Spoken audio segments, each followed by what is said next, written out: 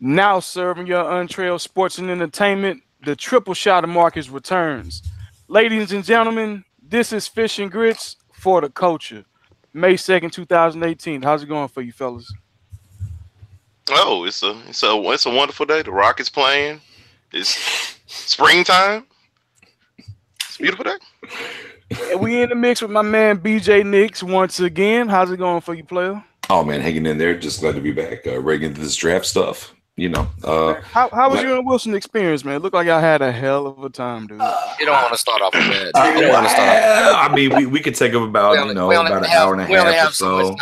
We only have so much time. I will sum it up. Yeah, I will sum it up with this. If you're a true fan of the game, and you could have your homer team. Hey, I got the Cowboys. Marcus will, Wilson will sit here and tell you he's got the Packers. Yeah, you already know.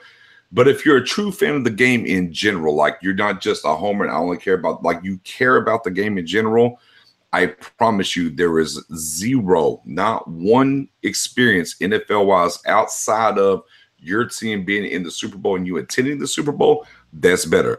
I've been to multiple games. I've been to different parties and sports bars. And actually, Wilson can co-sign. I came out of Houston to a Packer bar and had an awesome time there as well and everything else. But there is absolutely no NFL branded experience better than the NFL draft. What I expected was one thing. What I got was completely something different.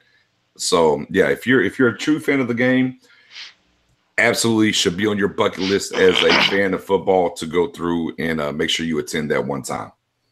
No doubt, 100%. And let's just get right into it. What you got, Will? I was about to say, anybody that ever wants to truly understand why in America football is king, look no further than going to an NFL draft. I mean, it on so many different levels, because what you see on TV, or if you go to like your local team's draft party or something like that, is one thing. The experience that you get when you're actually at the draft, all the stuff that happens behind the scenes when they're on commercials and stuff like that. Yeah, the interactions and stuff. It's mind blowing. It is mind blowing. Yeah, whether it's the Michael Irvins or the MJDs or the Hansons, the guys that you see, the Desmond Howard, everything in between that is just a completely different experience. I feel you, man. Nah, it sounds like a hell of a time, bro. Sound like a hell of a time. I hated I missed some shit like that. Oh yeah, I'm still recovering. I think it's Wednesday. I think I said it was 100% yesterday. Realistically, I think I'm 100% back today.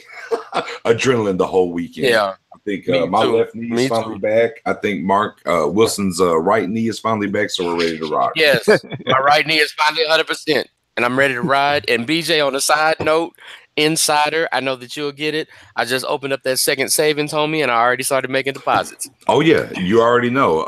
I got the shoebox. I'm old school. I did some things on the streets, whatever. But I got that shoebox set aside. So yeah, I got the bands in that box. Yeah, we're just waiting for where it's going to be at. My money, Vegas. We talked about that as well. I mean, Raiders leaving this year, going to Vegas. What better way for the NFL to introduce themselves to the rest of the nation in Vegas than have the draft there before the Raiders kick off there next season. So, or season after this one. No way in hell that I'm missing that.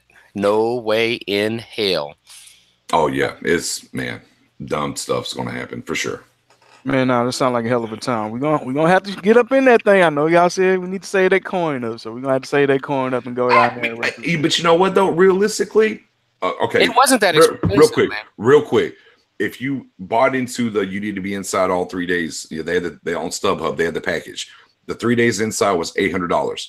We didn't even buy a package. And not only were we inside the first 2 days, we were on the stage and on the floor the third day. So really it just cost us room, board, and eat, drink, whatever. Right. But as far as while we were there, we didn't buy no tickets. Got the app, did what we had to do, hustled our way in there, and we got in all 3 days. So, yeah, they do have those packages going to run you 800 up, depending on where you want to be at and everything. But, you can be like us and, a room and board, and we was in all 3 days. So, hey, I feel you. You got to look up, man. That's it.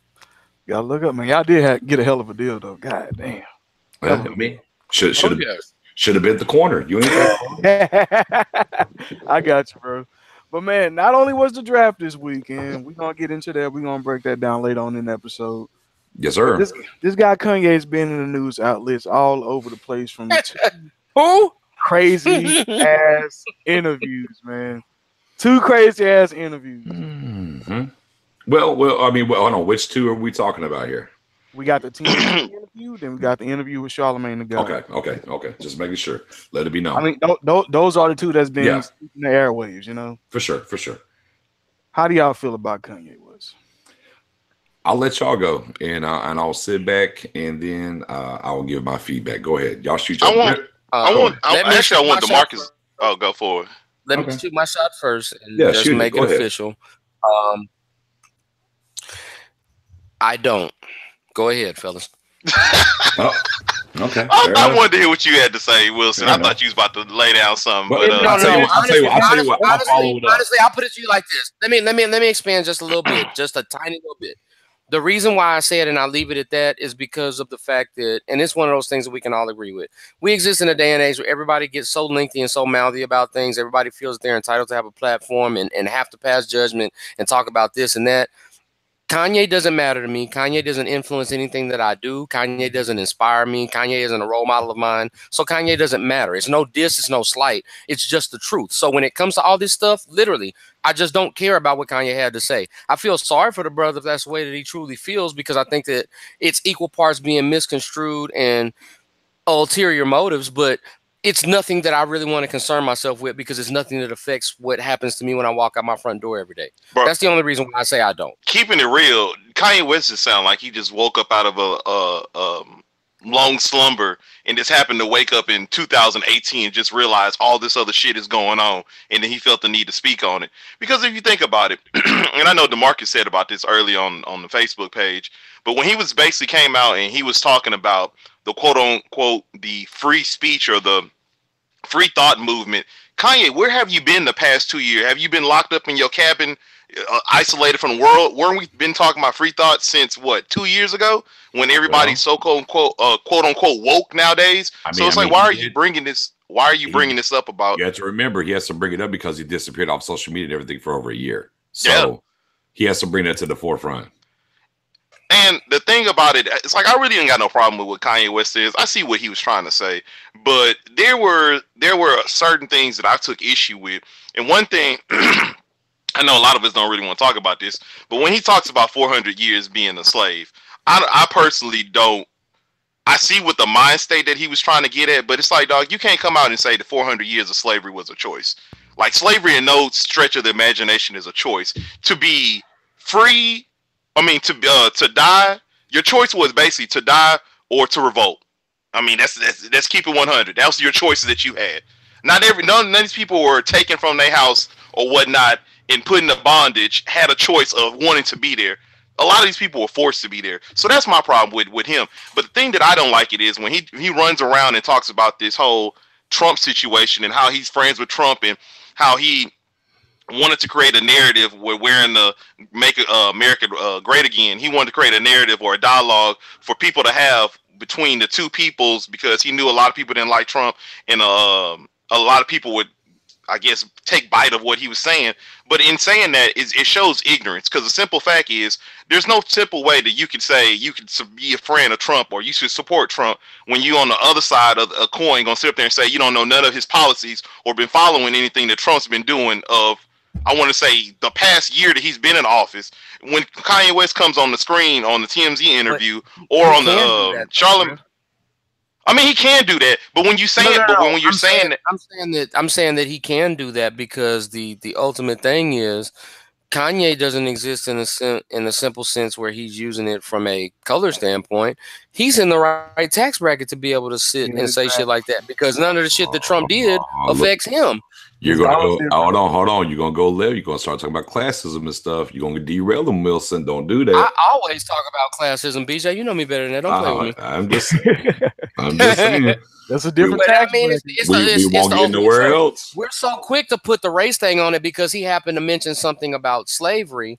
which is that clever term that they always use to kind of take you away from the real thing. Kanye exists in a different demographic. Nothing that Trump does is going to affect his bottom line or bother him in the slightest. So yeah, he can be friends with him. He can praise him. He can support him all he wants to. Because at the end of the day, nothing that Trump is doing, nothing that Trump is putting in the legislation is going to affect his bottom line or take food out of his mouth. So yeah, he can pop up and say shit like that. But unfortunately, in that OJ, that Michael role, unfortunately, at some point in time, and I hate it for the brother, but they're going to remind him what color he is at the end of the day.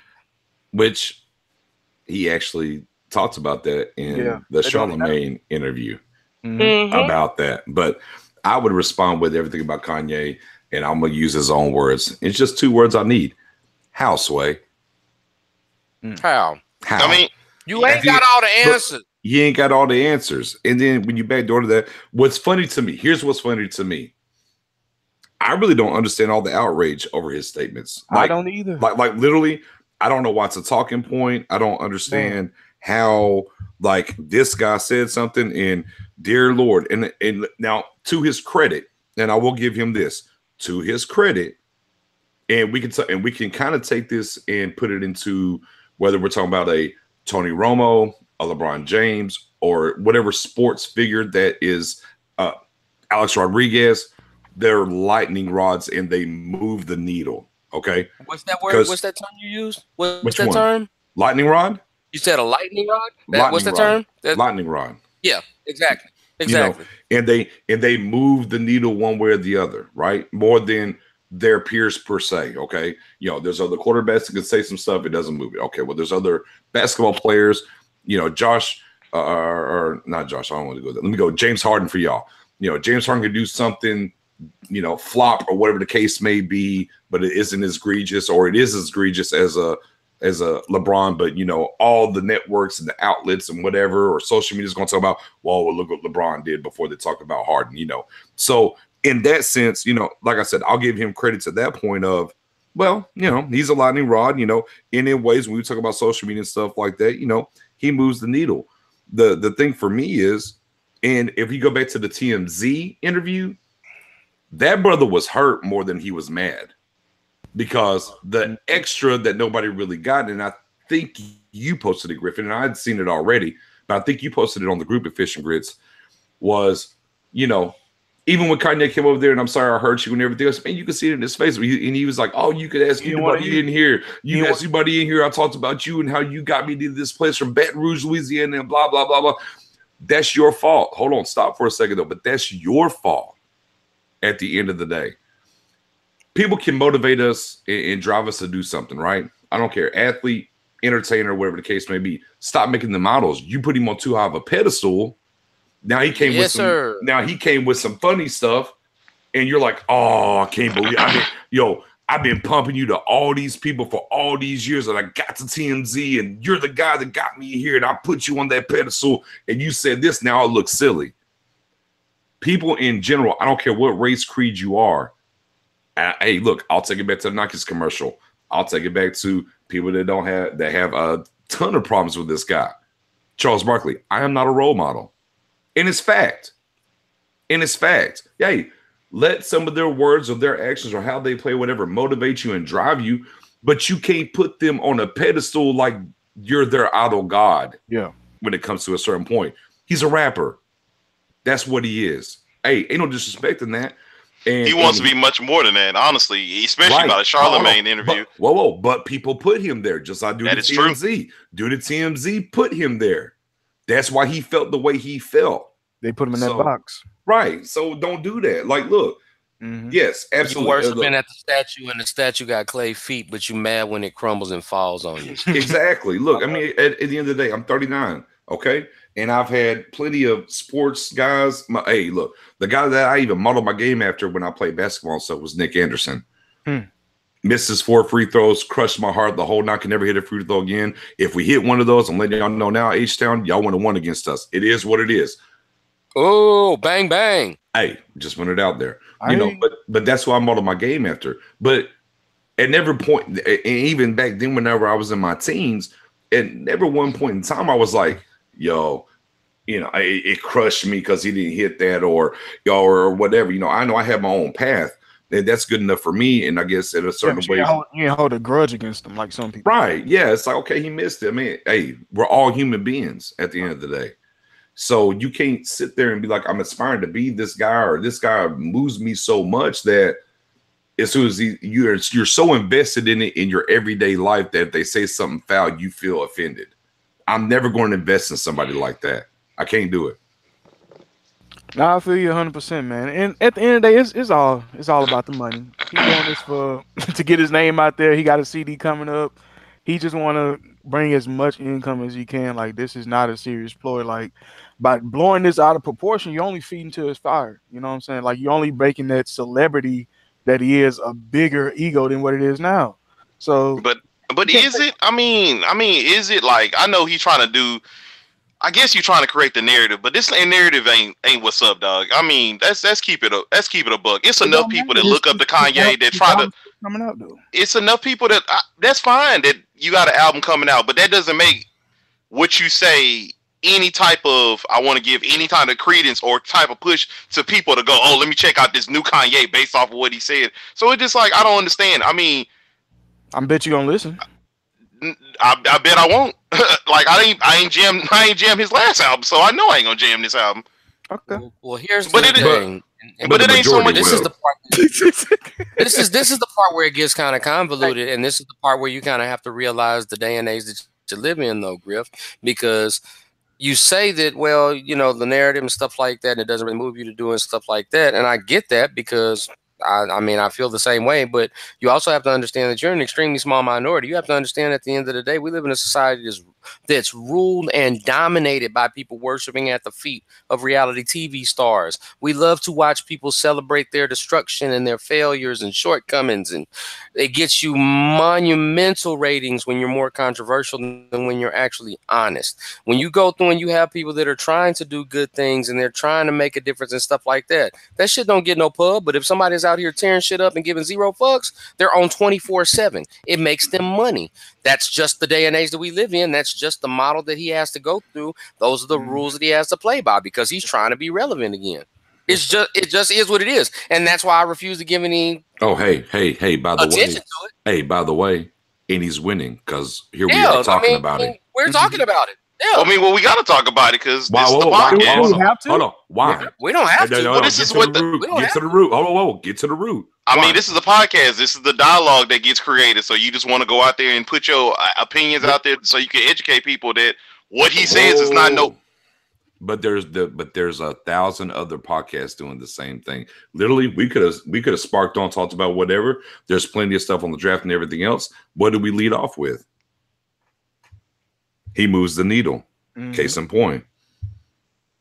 You got a point. It's trending topics, man. That's why that's an actual button. What's trending? Yeah, absolutely. I mean, hey, look, I tell you what. Forget any group that you're in or anything else. All we have to do individually, Facebook, Twitter, otherwise, just go and scroll and tell me how long it takes you to scroll before you see something from Yeezy. Mm-hmm. You know what I'm saying? Like I said, no group. Take the group out of it. Your personal timeline, where you only see your friend stuff. Scroll and see how long it takes you. That's why we're here now. Again, this is what he does. But that's not, I mean, yeah, I know he moves the needle, but the reason why we talk about it is just because we capture that wave, so people will click into the podcast and then, they'll hear the Kanye West for 2 minutes, and then you keep on going like, he started talking about Avengers. He started talking about what's going on with the draft, what's going on with basketball. Right. That's all it is for that one. Personally, I'm in the group with y'all. I had more to say, but y'all kind of just got me to the point where it's just like, yeah, just fuck it. I mean, it is. But again, no.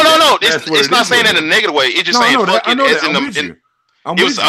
It was just saying fuck it, just because it's really not that important. And it's like, I mean, it's not. It's more people got me in my feels than Kanye West got me in my feels. So it's all good. There you go. Look. Hold on. That's what I was waiting. Look, that's exactly what I was waiting for. It's not what he said. That game got him in his feels. That's what he's talking about. It's these other people that pick it up and run with it left, right, or whatever the case may be, or their own dissertation of what he was saying and what he meant, and his backdoor apologies of, well, this is what I'm trying to say, and we're in 2030, but we got to speak in 2018. Charlamagne the God interview and stuff like that. So yeah, I mean, for sure. I mean, that's going to happen again. no matter what we want to say or do, here we are. So, and I mean, bottom line, when it comes to this podcast and what it is that we try to do, I mean, it would be remiss and sort of negligent to a certain extent for us not to address it. Because whether we want to like it or co-sign it, it's part of the culture. So that's why it's going to come up in this podcast. Right. No, I mean, absolutely. No, I agree with it. There's nothing more than that because we're all grown. We all have our own thoughts and opinions. And ain't nobody on this podcast slavish to anything that Easy got going on. No, it's just one of those things. It was a talking point for us. Well, no, I'm not speaking to y'all. I'm not speaking to y'all. I'm speaking to the people that are listening. I don't own a pair of fucking ugly ass pedophile Yeezys to save my life. Those are the hipster pedophile tennis shoes. I don't give a fuck what nobody say. Those are the hipster 2018 pedophile shoes. And them hoes are horrendous. Them boy got them jogging shoes. That's what it looked like. You remember them shoes that used to hug your feet, with the toes and all that? That's what they look like. Man, you know what I mean? Hey, look, dude moves the needle. The thing that I want people to take away from it is this. Hey, look, at the end of the day, dude moves the needle. We know that in the culture and everything else, when you have somebody who is an icon, has done it for as long as he has, and we're talking about behind the scenes, on the mic, in general, when he says something, it's going to matter to the culture. Forget everything outside the culture for a second, right? Let's just talk about the culture. The thing that for me, and back to what Griffin kind of said a minute ago, where I'm like, man, really? Like, there's real life people that he has destroyed behind this. Like, they put so much into from the dropout and everything going forward, and they put so much into Yee and everything and stuff. And I'm just like, right. And I'm just like, yo, don't. At the end of the day, these guys are rappers. They're humans and stuff like that. Again, I think I made this post on something, a particular post that was on the group. It just reaffirms what I've always said. Hey, let them inspire you, let them motivate you. There's nothing wrong with that. We all look for motivation and to be inspired in different ways, whether it's music, film, art, children, whatever motivates you. That's okay with that. But don't let whatever motivates you to a certain extent, let you put them on a pedestal above you where they're able to come back like Kanye has today or over the past week or 2 or 3 days and make you feel indifferent in some type of way. Because then that lets you know, to me anyways, you've invested too much then. That's true. Because you said, this guy is it. This is what you put all your chips on it and he let you down. Let him motivate you, but don't buy in. As if he thought enough about you personally to care whether he lets you down or not. Right. Hey, but he'll give you a hug, all right. hey. Him, man, I'm sorry I hurt you. I'm so sorry I hurt you.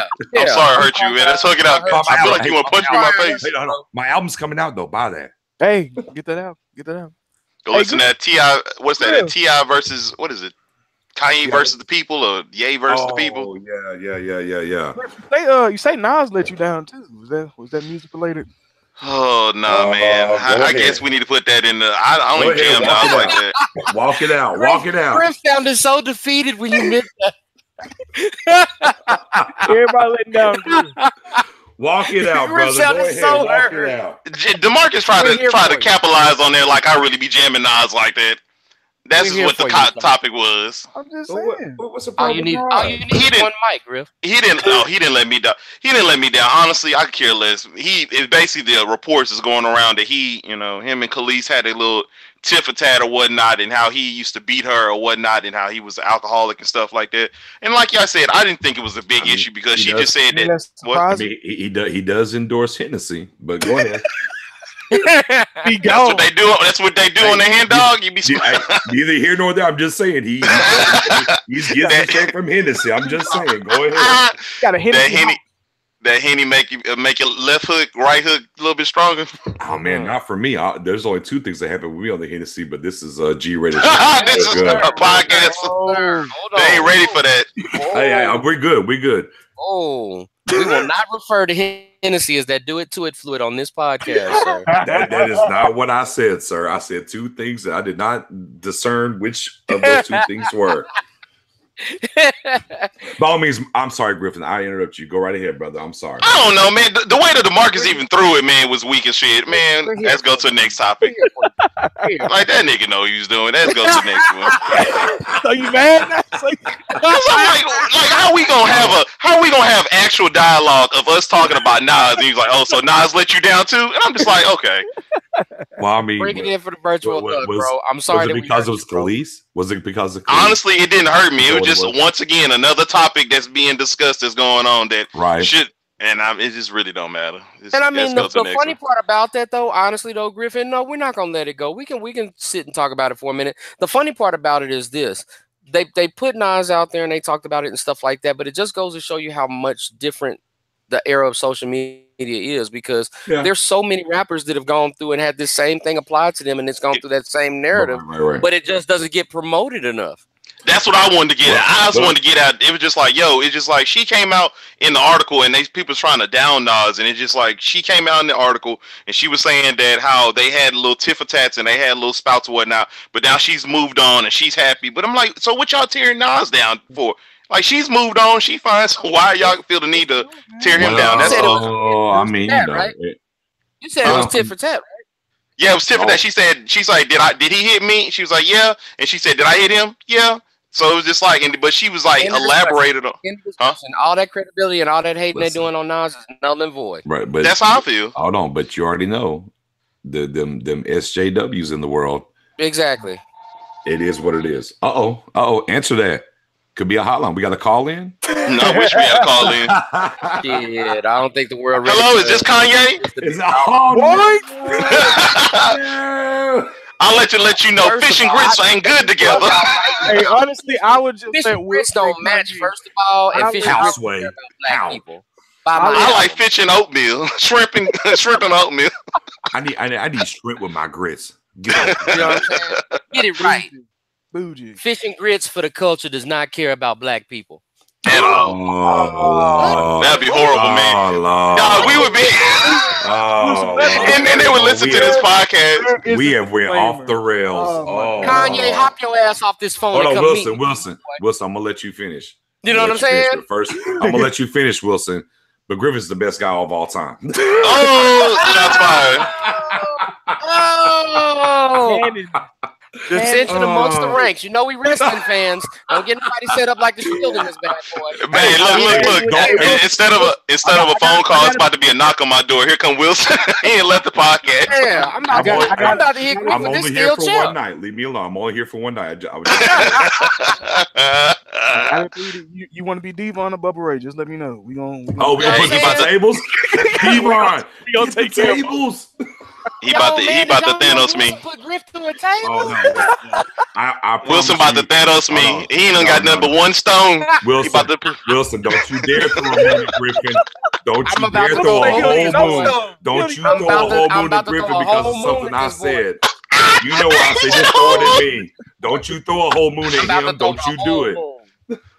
Not a quarter moon, not a half moon, not a new moon. I'm throwing the whole moon, homie. Hey, we have water on this planet. It's gonna mess us all up. Don't you do it. Please. Oh, that's these funny. Waves. Get ready for this tsunami. Oh, let me get my board out. That's funny. I ain't never surfed a day in my life, but I'm about to. Okay, I'm about to get this boogie board. I'm gonna just get this boogie board. I should be okay. Yeah, I'm gonna body surf it. On the movie tip, Ant-Man and the Wasp, that trailer had dropped for you. Hey, did y'all enjoy that? Hey, man, I'm gonna be honest with you. That trailer got me really hyped. It's just like after watching Avengers, it's like, man, I'm full. I'm like, I just need to sit for a minute. And I saw that Ant-Man and the Wasp trailer. I was like, okay, I think I'm ready for another appetizer or something, a dessert. Here's the thing about that in general. The first Ant-Man is one of the most slept on Marvel movies, period. It is.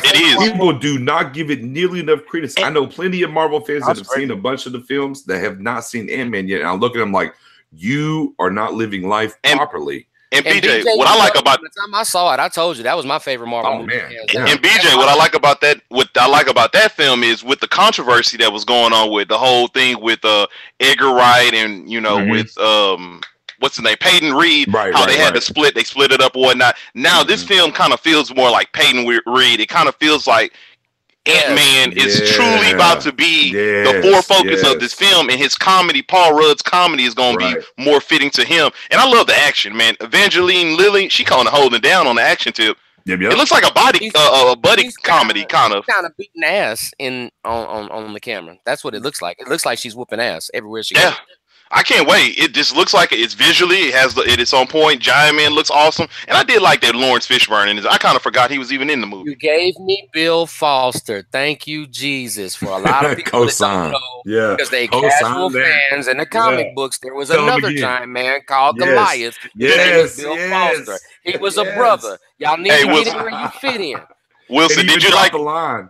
Dude, did you like him? He's like, "What's up, biggest that you got?" Oh, 21 feet. Oh, 65. You guys are measuring yourselves. Well, but I'm just saying 65.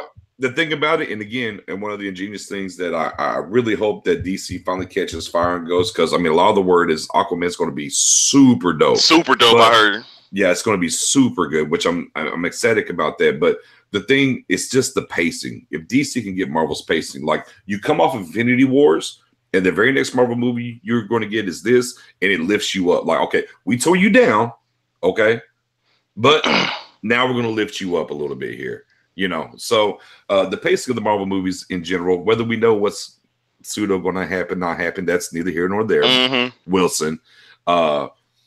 But just the pacing and stuff, and I really do hope, because DC has a ton of good stuff to tell, stories to tell, and characters to bring out, and I just hope they find that pacing the same way and do it. I got high hopes for Aquaman. DC need to get a Kevin Feige or some structure over there to get that path laid out. I know. The only thing that DC needs to do is not put the cart before the horse and not leave disappointments like I do with some of these Marvel movies.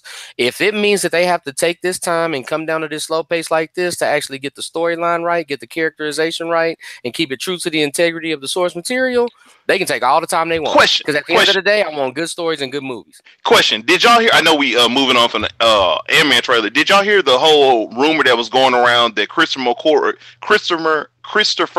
McQuarrie is talking to, I think, Henry Cavill about doing Man of Steel 2? I don't know how y'all feel about that. That's the director of the last two Mission Impossible movies. Well, they should have did it. They should have did that way before they ever got to the rest of the stuff. Because what they should have did with Man of Steel 2 was, okay, establish him as a hero. Everything's happened. Okay, now let's get him in the city. Give him the old Clark Kent and what's going on there. And you can still introduce Batman in there. Like maybe that's the story he's chasing for the newspaper, right? And kind of go through those things and everything, and then you build it up into the Batman versus Superman, and then come forward. But again, pacing is what we always talk about with them. That's what I hated. I hated that they didn't do that. If they want to do a Man of Steel, they want to do a Man of Steel 2 and kind of slow down and get to this pacing, some and everything. I'm here for it, straight up. Yes, sir. I feel like they missed that wave. They waited way too long. Oh, yeah, well, here's the funny thing about it. When it comes to the names Batman, Superman, and Wonder Woman, when you make the wave, they can recreate that wave. It don't matter. That's one of the things that makes it so frustrating. But now here's the thing: is because we know as soon as you put something out hot with one of those three names, it don't matter what went on before. People are still automatically interested. Use that to your advantage. My only reason why I say they missed the wave because the bad taste in the mouth that they got from Justice League in the way that Marvel's killing it. It's a lot of narratives out there that DC can't get it right, and I'm trying to say that they could have really built up DC if they did, they did that Man of Steel. It's kind of a divisive film. I thought it was a fantastic film. And then you have the traditional, Man of Steel 2 of Superman becoming Superman, what we know and love. So you look back at Man of Steel and be like, you know what? I appreciate that film now. And then you can ride the wave because there's a positive word of mouth going on. But now it's like after Justice League, I'm just like, people are like, oh, but Aquaman, I think Aquaman's going to get it back on. But here's the thing about that. They missed the wave of the pacing with they could have did the Man of Steel 2, did the Batman versus Superman, and built it that way. They didn't, and they missed that. But now here's a chance for them to reset the pacing. You did Justice League. Okay, the Aquaman movie's coming out. Okay. Hey, look, if you look at Marvel and you look at, they did the Avengers, and then they had the individual movies of everybody after that, and then they came back. So if they can kind of capture that at DC, okay, well, here's Man of Steel 2. We're gonna dial it back a little bit. Get this pacing. So here comes Man of Steel 2. Now, okay, boom, we're going to shoot over here. Here's the Aquaman movie by himself. Okay, now maybe we get another Wonder Woman movie as well. And then maybe we bring them back. Here's Shazam coming. Oh yeah, Shazam's coming out. That's right. Shazam's coming too. And kind of hit some of these individual movies and then get to the Justice League too. Then maybe they can find the pacing and get there and get to that point. So I mean, as fans, I know we all wanted to get there and we're rooting for them. But hey, on the same token as you were talking about Justice League and stuff, I promise you, I can call somebody right now. I can call a multitude of people right now and be like, oh no, that was it, man. Forget Marvel. So I mean, they have them diehards that are there that no matter what, they're there. So as Wilson said, Batman, Superman, those people, if the movie's there, they're going to show up. And what I love about DC is it's just like they're more DC. They have I don't want to say they have the better villains than Marvel, but they have the more interesting villain. Okay, then I was trying to test the wave out here, test how the waters was feeling out here. But they have a lot of their villains are a little bit more depth to them. So when you come out with a Man of Steel or 1, you can establish Superman, and then in your 2 and 3, actually having a Joker origin movie that they're trying to put in production. Yeah, with that tells you everything that you need to know. God, what's his name? The dude that turned down what is his name? Joaquin Phoenix. One of him. Yeah, I mean that tells you everything you need to know as far as the level of villains that they had. If DC low-key was actually trying to quote unquote compete with Marvel, like everybody assumes that they are, they could have gone out and actually run villain movies and could have did numbers. Because people will come out in droves for a Lex Luthor movie. They come out in droves for a Joker movie. That was my idea. See, this is my idea where I wanted DC to be different. I'm sorry this to be so long on this.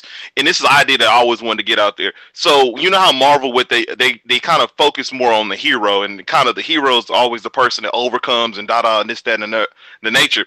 But with DC, you can establish, like with Man of Steel, how it was. You had a good villain in Zod, or Wonder Woman. You had a decent villain in Ares or whatnot. But then you establish those characters. You can establish villains going forward. So when you got your second movie, it could be less focused on the hero and more focused on the villain. That would make it more interesting. And then you can lead into like maybe a Justice League movie. Then you go and then there it goes.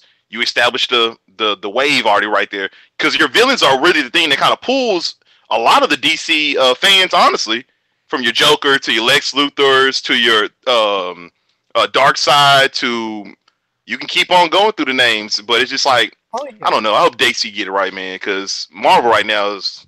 And DeMarcus, what's happening, bro? We are recording this, correct?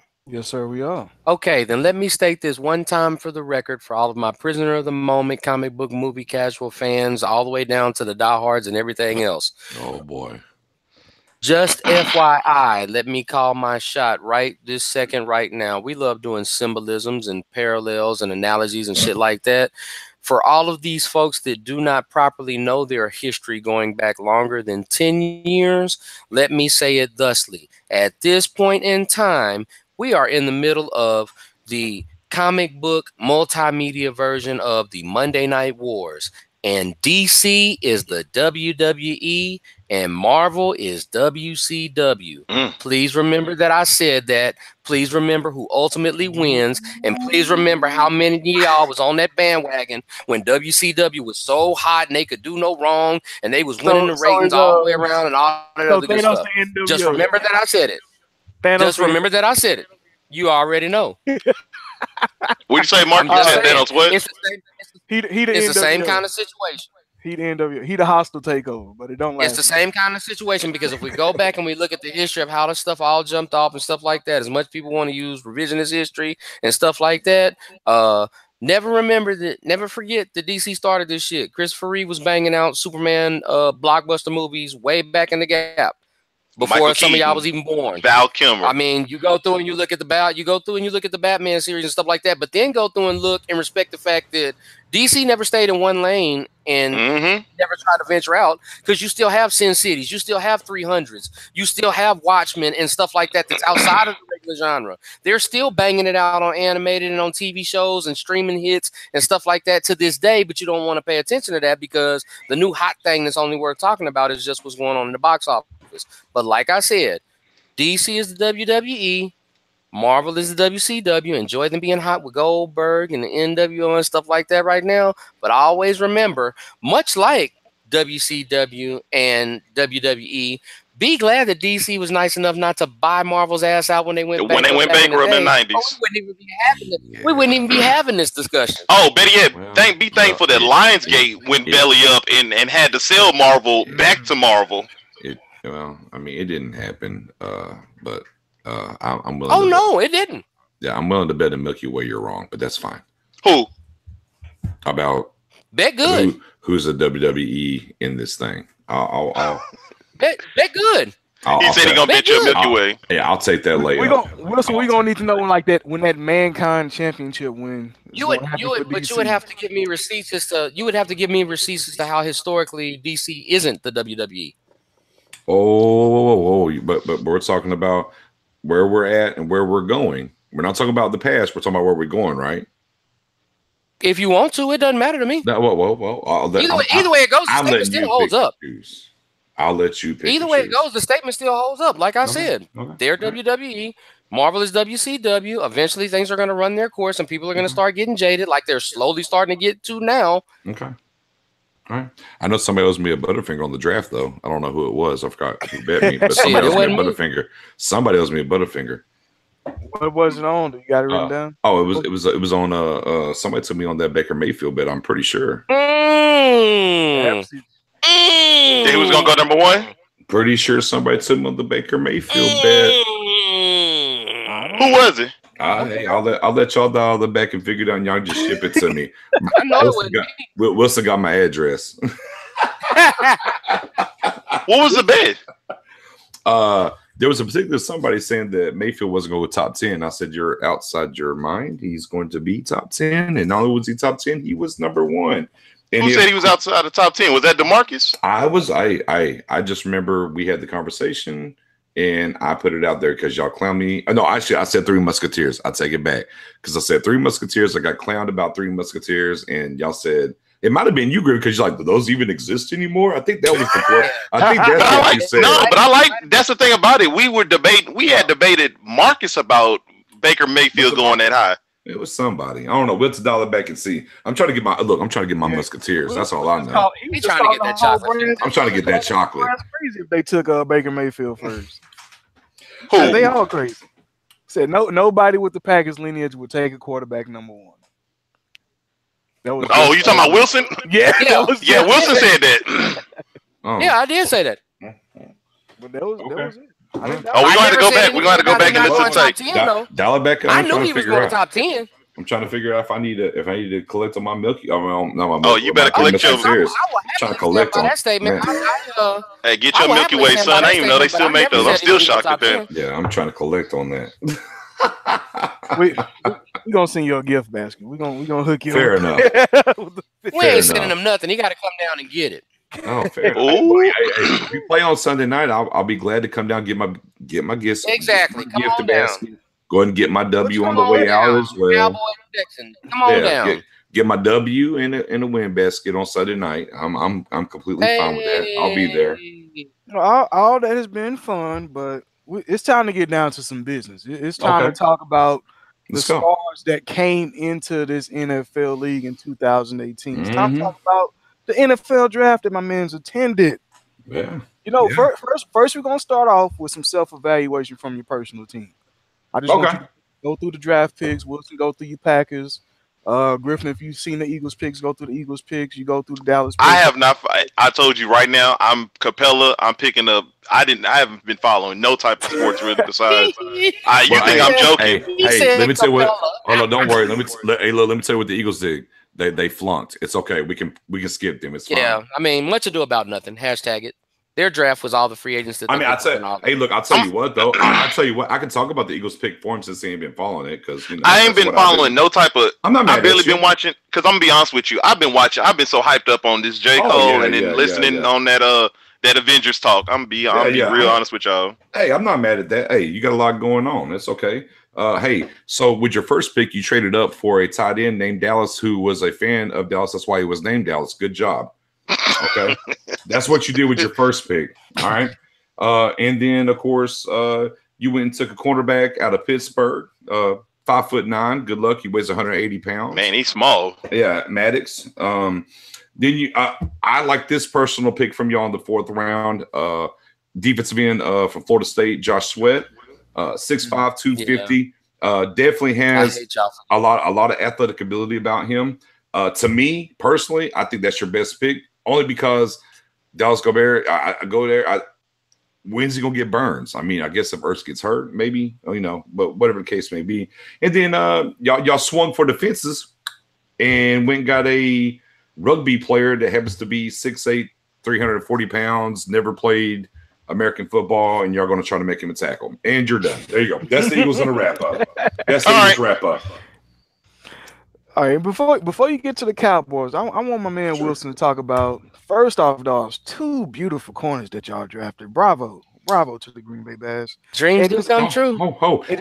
And got an extra first next year as well. Yes. Yeah, let me go on record and officially state, I usually don't do this out of division, but I am hating on all things New Orleans Saints next year. I need you motherfuckers to go 0-16. Thanks for that first round pick. Let me get that out the way right now. I don't usually do it, but I'm hating super hard on the New Orleans Saints all season. I need that pick to be as high as possible. Just let the wheels fall off for next year. After that, y'all can bounce back. I don't have a problem with it. Overall, what you think of the draft, and what type of overall grade would you give to the Green Bay Packers? I'm not trying to get fussed at by my boy BJ, so I'm gonna go ahead and give it an A for right now. You better, mainly off the strength of those first 2 picks and being able to be crafty enough to trade down, trade back up, get a first round pick out of the deal, and still get the 2 guys that you wanted. Jair Alexander, a guy that in my mind was kind of underrated due to the fact that he got hurt, but you're talking about a guy that literally, and it's bananas. Packers fans are so happy, and the Packers as a whole. You're talking about a guy last year that in 148 coverage snaps only allowed 3 completions past the line of scrimmage. He has that kind of big play potential. He has that natural instinct, that ball hawking ability. You get a guy like a Josh Jackson, never allowed a completion past 30 yards and 91 targets last season. I mean, he's built to play that zone and that press. And put it out there, at pick 45, it didn't have to move up in the second round. Didn't have to budge. We were sitting in the draft with a whole bunch of Cleveland Browns fans that was arguing me down. They just swore up and down. Yeah, we getting Josh Jackson. I was like, no, sir. Don't you take my joy. Nah. He'll be gone way before. And it fell and dropped into the lap. So I'm with that. You should see the pick that I have whenever they took Josh Jackson. Remind me, and I'll send it to you so y'all can see. Please do. The 3rd round pick, which is kind of a sleeper to me, but I'm interested in seeing how they actually utilize him. I'm hoping they're going to have him play on the other side of Blake Martinez, an inside linebacker, a kid named Oren Burks from Vanderbilt. He's very scheme versatile. He lined up at safety, outside, and inside linebacker playing in the SEC during his career at Vanderbilt. I would say the only thing about him. Only thing I would say about him, might need to bulk up a little bit. He's definitely got the height at 6'3". Yeah, he's got to put on. But he's kind of in the middle. He's kind of checked in. He's right around 230. You want to get a little weight on him, but yeah, for sure, versatile. I need him at. He's a 3-down backer. And he's a 3-down backer. I need him at 245. Hopefully, they'll get that cheese in the system up there in Wisconsin, and we'll get him straight. For sure. Their next pick, who I love because not only is he a local kid, he went to Fort Bend Elkins, kid out of Missouri, Jamon Moore, good wide receiver talent, only the 2nd wide receiver from Missouri history to do back-to-back 1,000-yard seasons, other guy being Jeremy Maclin, so hopefully we can get some of that good juju from that. Another good pick that I liked was Cole Madison, who has the typical Green Bay Packers offensive line look with the motorcycle gang hair and I give 0 fucks about anything attitude. And another key for him is being from Washington State, and people forget same head coach from Texas Tech that went up there, and the kind of offensive blocking scheme that they do is going to fit right. He's one of those scheme fit guys, like how their blocking scheme is, especially in the pass game. Is definitely going to transition immediately to Green Bay.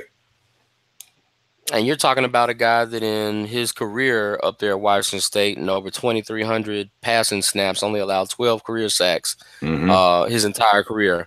And he has that flexibility up and down the line because I would bet money with the way that the Packers usually do stuff that he's probably going to end up being a guard. Right. They got special teams guy. They got another long snapper because their guy Brett Good is getting long in the tooth. They got a punter, which is good. I mean, you go through, you do your thing. You got to get your special teams competition up and stuff like that. Maximize the talents. It's all about those little things when you're trying to compete at that championship level. Come on with it. I like the outside linebacker they got at the end, that Kendall Donnerson. He's intriguing to me. He fits the scheme. He's got the body type. He seems to fit what Mike Pettin wants to do. It just depends on how much burn he's gonna actually get and what seems to be a kind of crowded edge group for Green Bay at this point. And then there is no and then. Oh no! Oh, I thought there's no and then. Now I'm just playing. Oh, and they got my favorite name guy. They got my favorite name guy. I was waiting for it. St. Brown from Notre Dame. Dreams do come true. Yes. Big fast guy. He's a little raw, but shit. If they can get that talent to translate on the field, man, they got a steal. Got a steal. Love the kid, man. Yeah, I mean, this was a guy that a lot of people had as going as high as third round, maybe early fourth round. Oh, I saw some in a lot of mocks. Second even. Yeah.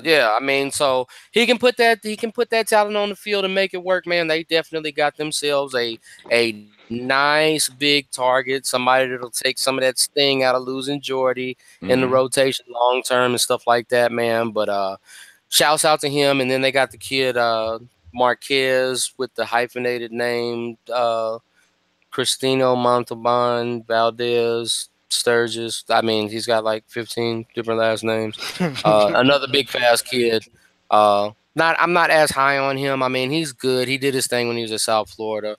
But for me, I'm super excited about getting St. Brown, especially for that value. I'm excited about getting more.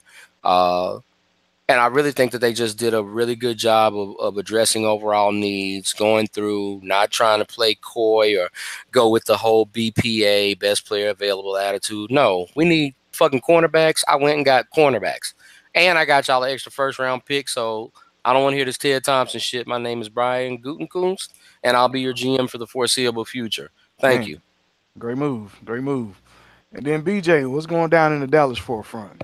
Yeah, well, obviously at pick 19, some people thought we might move up, especially with Derwin James falling to 17, but we didn't, and we stayed pat into Leighton Vander Esch, linebacker, Boise State. Some mixed results on the first round pick for a couple of different. Oh boy, especially in the building. Yeah, in the building. Oh boy, and for the biggest reason is going to be. Simple fact, you cut Dez, and then you got to 19, and whichever wide receiver you wanted was on the board. I came on here. I told y'all DJ Moore is my pet cat. How funny. He got drafted at 24 to where? The Panthers. Wow, go figure. But Ridley's on the board. Moore, Sutton, the local kid from SMU and everything.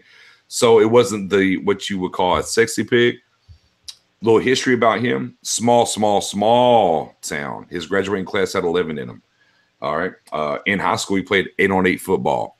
Of course, he went to Boise State. The only reason he ended up making it to Boise State was between his junior and senior year. He actually got to work out for them because his name popped up. So they said, okay, well, let's see what you got. Now, he's a one-year wonder. 131 tackles, 4 sacks, 3 interceptions. So he does have the ability to be a 3-down linebacker in coverage. Some negatives on him. If a big body gets on him, he gets a little washed a little bit. Maybe that's something that can help him out with, or maybe we can keep him clean up front and see what happens. So upside is very high, but you're kind of banking a little bit on the upside because you only seen it once, because he started 1 year at Boise State. Second round, huge win in my book. We go get the offensive lineman from Texas, Connor Williams, local kid as well, played a couple. Yeah. Supremely athletic, doesn't have an ounce of fat on his body. He's probably going to slide right over there left guard for us. And how unfair to the rest of the league. We still currently have the youngest offensive line in the league. Hey, so definitely a good coup there. Now we get to the third round.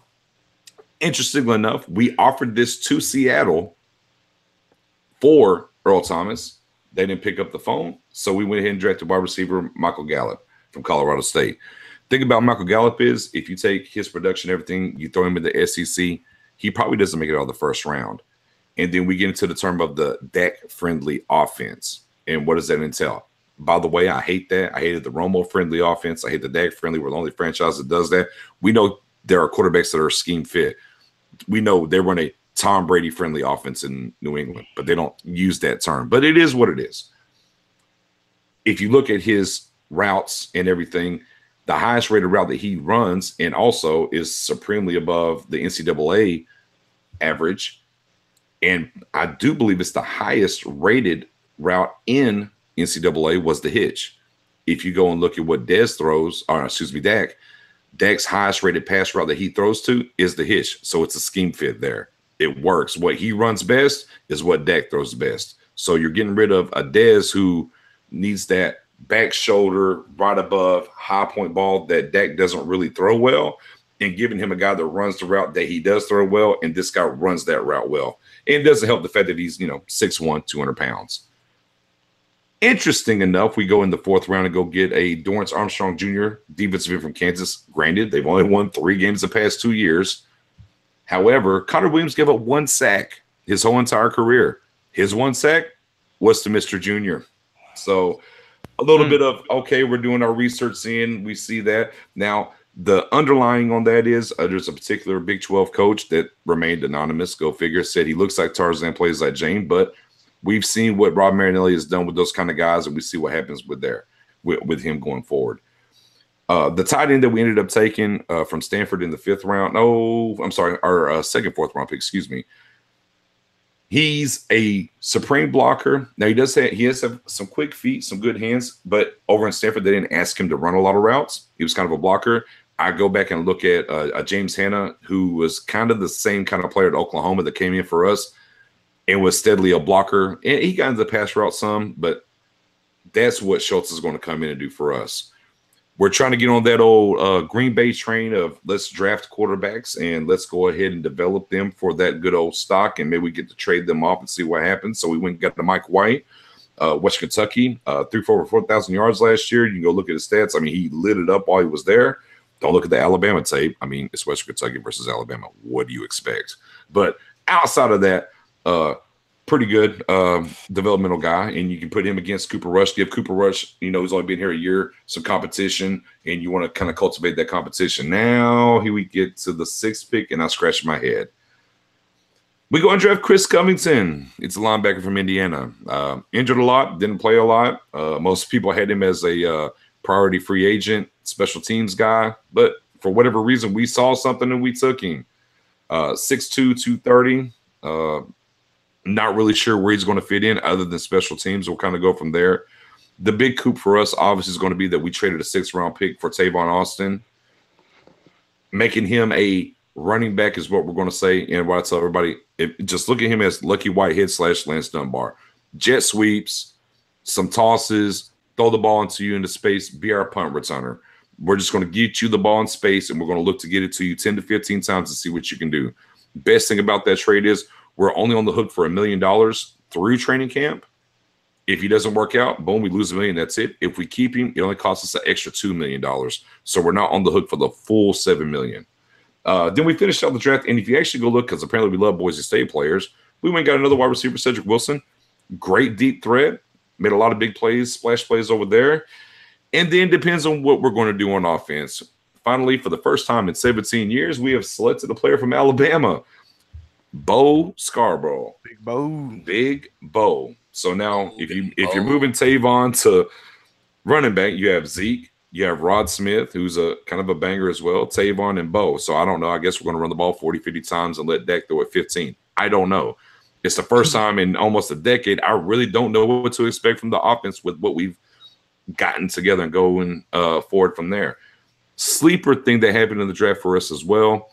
We flipped our 4th round pick from a year ago in Switzer to the Raiders for their 2 year ago 2nd round pick from Illinois, Jihad Ward, defensive tackle. His scheme fit, his build, and what he does best absolutely lines up. If you remember a guy from UT, Henry Melton, that ended up in Chicago and going to defensive tackle with running back, yeah. Right. Converted him over there. Same kind of build, same kind of skill set that Rob Marinelli did with him over there. You're kind of getting the same thing with him. So overall, I'm in the B- range of the draft. Again, it kind of just depends on Van Der Esch. Like, they're saying, oh, you can be Brian Urlacher. Okay, well, if he's Brian Urlacher, then the draft goes from a B- to an A+.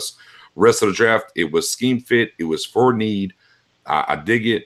the Van Der Esch, and the only thing that gives me hindrance for just the 1 year of having production, he has the neck injury. Okay, well, he's cleared. Okay, well, hopefully that stands pat and that's good to go. So overall, I definitely did the draft. I thought we would move up more with all the extra picks that we had. Instead, we kind of flipped a pick for a player, and then we flipped a player for a player, and it didn't happen. But I will leave you with this. The entire thing with Earl Thomas coming to the Cowboys is not dead. Deadlines get deals done. He didn't show up for the first round of voluntary workouts. Oh, guess what? The second round of voluntary workouts just started, and Earl Thomas didn't show up again. Only problem for them is we offered a third. They said no. Well, the draft is over now. And if he's not showing up, now the value goes down. So now, well, never mind. We offered you a third, but now you can take this fourth or this fifth. It'll depend on what they want to do in Seattle with him because they're not going to extend him. So they have to get something for him. But overall, B- for us. And depending on the first round pick, how it pans out, especially considering that Ridley and Moore were on the board, that kind of gives me pause. What the word is, Vita Vea was our number one absolute on the board, and then supposedly Van Der Esch was number 2. Okay. All right. I like Vita Vea too. I think it's going to be a huge pickup for Tampa. And especially next to Gerald McCoy. Oh, kiss the baby. And Jason Pierre. The baby. Corn Alexander. I like the Tampa defense. I like the Tampa. Oh man, yeah. They got some. They just don't have the coach yet, but it's okay. Filthy ass cheaters. Texas didn't have a lot of picks, but the one thing I must say, they did get 6 of the 8 players were 4-year players in college, so they got a lot of playing experience. At least a lot of play now guys that had senior production that was at the Senior Bowl practices. Mm-hmm. I love Justin Reed. He was an early entrant. Yeah, height, speed, weight kind of guy. 4.4 speed. Good at studying the game. I like that he went to Stanford instead of sticking in LSU like his brother had went, just doing something different. So he kind of challenged himself. His brother challenged him after the game. So I feel like he got like a 2 to 3 year curve on most safeties that's coming to the game, and he can play a little bit of inside cornerback too. So I like the fact that he's just not stuck in one position. You can move him around the defense. Him and Matthew could be a super chess piece if they both can get on the field at the same time. I don't expect Reed to have early playing time unless he shows up in training camp in good shape. Martinez Rankin out of Mississippi State. He screams right tackle to me. He's not a mauler, but he has steady leverage. That's what I like about him. You really can't move him a lot, but a speed rush guy can get to him. That's why I think he'll work out best on the right side starting out early. He could compete for left, but I'm comfortable with Julian Davenport in year 2 and what you can get out of him. At least give him a chance. What put Rankin on the map was that game against Myles Garrett that I'm sure you guys had seen. Oh, yeah. That he put on a couple of years ago. That's what really put him on the map. He was a JUCO guy, one of the top rated linemen coming out of JUCO also. So yeah, I think that was a solid pick that you can put out. Yeah, I was going to say, and for his size and where you got him at, what was it, 80 overall? Yeah. I mean, super solid pick for y'all. What y'all knew with the offensive line, bringing everything else. At 80, I don't think there's much better you could have took there. When they can get in, and when they can get in and play, you really can't. Right. Finding a spot, get him in, plug him in. Mm-hmm. Yeah, plug him in, play, and get what you can get out of him. The Jordan Atkins pick, I know a lot of people was not a fan because he's older, but the advantage is he's in prime condition. So you pretty much going to get the best out of him athletically. He was able to stretch the field at UCF last year, and you don't see a lot of productive tight ends. So anytime a tight end can squeeze out 500 yards in college, hey, that's a fucking win. 500 yards in college for a tight end is almost like 1,000 by a receiver in the NFL. So you just got to take it how you can get it. So the fact that he can stretch the field like a slot receiver, I really did like that. And speaking of slot receivers, did take the one out of Texas Tech, Kiki Cutie. True slot receivers. Kiki Cutie. Yeah, I can't trust it. Go ahead. He's a cutie. He's a cutie. Don't be like that. Go ahead. I know. Yeah. But he's a true slot guy. Kiki and a cutie at the same time? That's plumbing red, baby. Wilson, that's plumbing red. Wilson, he's caught enough growing up from that. You're okay. I'm sorry.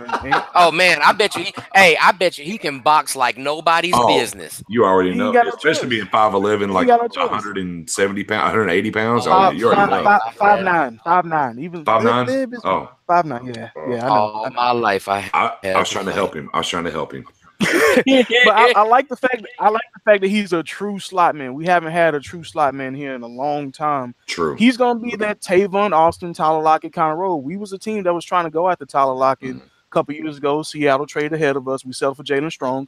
Look where he is now. So this is that true slot receiver that a lot of teams desire, and I've been waiting for in this offense. Wes Welker approved, so that's a positive right there. That's one of the best slot guys we've seen in our generation. So Wes Welker approved. Wes say he can work with him. They've been working out pretty good past couple weeks. Early entrant, but I think he has a lot of talent, and he can be a plug-and-play guy right now. Braxton Miller, you out of here, son. Duke Ejiofor out of Wake Forest. Some people had a 4th-round grade on him. Redshirt senior, very productive. Hometown kid. I see him with like a Whitney Merciless type of upside. Actually, my favorite pick of y'all's. This might be my favorite. That was the best pick in my opinion. Yeah. I love him because you can plug him in right now. He can be a rotational player. He's ready. Just like the linebacker out of Stanford, also Peter. He's another guy that you can plug in right now. They can be rotational pieces. So I like both of those linebackers. Jordan Thomas was just a height weight freak again. 6'6", 270, played receiver at Mississippi State, but he also played tight end in high school. So he can go back. He can get back into the whole blocking scheme. I don't think it's going to be too hard for him. I mean, he was playing receiver out of necessity. I mean, all the receivers just dying off in Mississippi State. And then one of my favorite picks. Ain't no Dak there. That's why they're dying. No Dak there no more. That's why they're one of my favorite picks, just from an interview standpoint, Jermaine Kelly out of San Jose State. Another freaky athlete, 6 foot 200. They're going to convert into cornerback, 4.5 speed, 20 reps at the combine. So, hey, man, I like they picks. I give them a C- for no 1st and 2nd round pick, which is out of their control. I know people want to say the Deshaun Watson, our 1st round pick. Nah, Deshaun Watson was here last year. The talent that you brought in this year is a C-. Okay, if you add in Deshaun Watson, you may get a B, but that's not fair. You brought in 8 players this year. These are the 8 players you're gonna get judged off for C-. Thanks. Can't argue with that. I mean, although I would say getting the offensive lineman in the 3rd round at 80. And then backdooring with Duke in the 6th round, I'd be willing to go C, maybe C+ with them because they filled a lot of needs in between that. But to me, anyways, they definitely would not have a 1st or 2nd round pick. Jordan Akins, he's the one that has to produce. Right, he's in produce now mode with his body type and age. And if they're able, you can't go aad. I'm sorry. No, I was gonna say if from Rankins and Duke, if you get good solid rotational Rankins got to be a starter. Agreed. But if Duke is able to be that good, now, and if Duke's a good rotational player for you, hey, I'm okay giving that a C+. Okay, and that's fair. I mean, ain't no great. I mean, it's still it's not a B. It's not a B draft. It's not an A draft. It's hard. It is very hard. Okay. Yeah, I mean, it's very hard to have a B+ without a 2nd or a 1st. I give them a D. Oh, and that's fair. And that's fair too. Oh. The only reason I give them a D though is because I'm being shady, and I didn't like the fact that while we were enjoying ourselves at the draft, they were arguably the least represented franchise. They were absentee. I'm so embarrassed. They were absentee like a mug. And their fan, like literally, bro, like they were nowhere to be found. That was disappointing. Man, for a draft to be in Texas. That was disappointing. Yeah. Like my boy Josh says, indubitably. Hey, Dez was there with us. He was repping super hard. Ain't no gripes there. But Texas. I mean, there was more Cleveland. I mean, we can go down the board. Yeah, Texas fans didn't really bring it, but they're being in. I will say it properly, Arlington, not Dallas. I hear you. So let's jump into some winners and losers of the draft. You know, we can base it on players. We can base it on the teams. However you guys want to do it, some reaches or some prizes. Just get into the draft. Let's do it like this. Let's do two winners in the AFC team wise and 2 winners in the NFC team wise. That good? I'm with that. I'll go. You go for it. Both of the AFCs or just one? Which way? How you want it? How you want it, player? We can do AFCs and then we can do NFCs. Okay. All right. Actually, for me, in this team, only had 4 picks. Damn you! I should have went first. Yeah. Well, you didn't. They only have 4 picks. However, I think they crushed all 4 of them, and that is the Tennessee Titans. Tighten up. You went and got Rashad Evans, a linebacker, at 22. You went and got Harold Landry at 41. Oh my God, I can't believe we got to 41. And believe it or not, the quarterback that they got in the 6th round from Washington State is a great developmental guy to sit behind Mariota and see what you got there. And you still went and got your cornerback in the 5th round from Arizona. Dane, don't make me say his name. Crookshank. Crookshank. 6'1", 206, big body. I low-key wanted him so bad. Yeah. So, I mean, you only got 4 picks. Can't do much with them. You got those 4. I think you ended up realistically with 2 first-round picks with your top 2 and a great developmental quarterback and probably a cornerback that should have, in my eyes anyways, from my big board, should have been gone in the 3rd round, and you got him in the 5th. Got your little Jason Sehorn 2.0, maybe?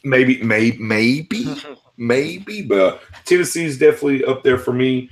I'm a toss-up. I'm a little toss-up between Baltimore and Jacksonville and what they did. I'm going to go with Jacksonville just because, you look at the rich get richer. Yeah, I mean, you just look at the team that they have currently and what they're built on. And then in the 1st round, you go get Tavon Bryan out of Florida, another big body down there, 6'4", 291. Then what do you need there? Oh, we need somebody to stretch the field. Well, let's go get the wide receiver DJ Chark out of LSU. 6'4", 4'3", 40 was it? Yeah, he's a top popper. Yeah. He'll pop the top on the defense. The top. Oh, and then because nobody seems to care, we'll just go take Mr. Harrison from Alabama as a defensive back.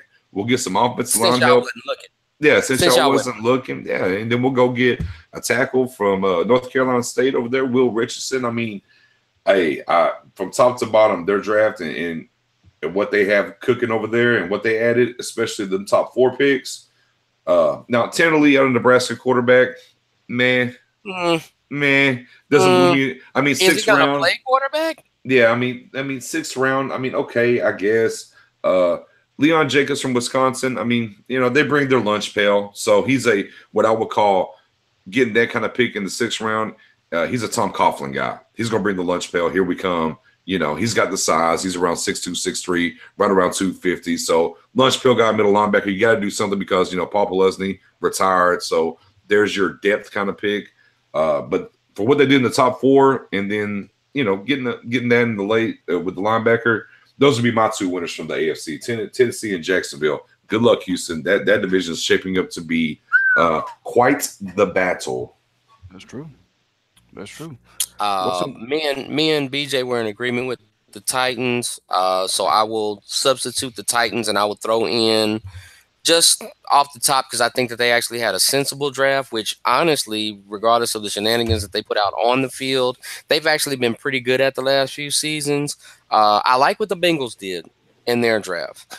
Nothing too flashy, nothing too, rah-rah, no big splash names per se, but it was really solid draft, and particularly with their first few picks. Getting Billy Price to fill that need, being a center, and then anytime as a Cincinnati Bengals GM, front office person, player, or fan that you can get a player that's actually good that says, my childhood dream was playing for the Bengals, draft his ass.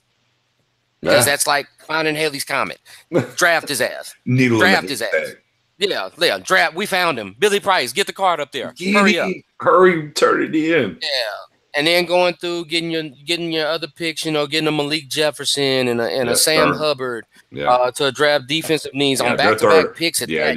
3rd round was beast for them. Man. Yeah, they did the job. Like overall, they did a really good job. I think it was really solid. I think it's one of those drafts that long term for them will be looked at as like a building block draft. It may not be like, the star-studded, game-changing, but I think it's going to have them, take a step in the right direction. If only their coach could find something to do with all that talent. You're okay with Jesse Bates in the 2nd? I'm okay with it just from the simple standpoint of the fact that their safeties are getting a little long in the tooth. Okay. They needed some upgrades. They needed a little bit more athleticism. Was he the best prospect to get per se? Right. That's all I'm saying. No, at 54? In my opinion, no, it wasn't the best. It wasn't the best option, but I knew that they were going to take a chance and they had to address something on that back end. And you could have done worse. He was all right. He wasn't one of my favorite guys at the safety spot, but I mean, Cincinnati can't hit home runs all the time. I mean, it's Cincinnati. Fair enough. Who they? And for me,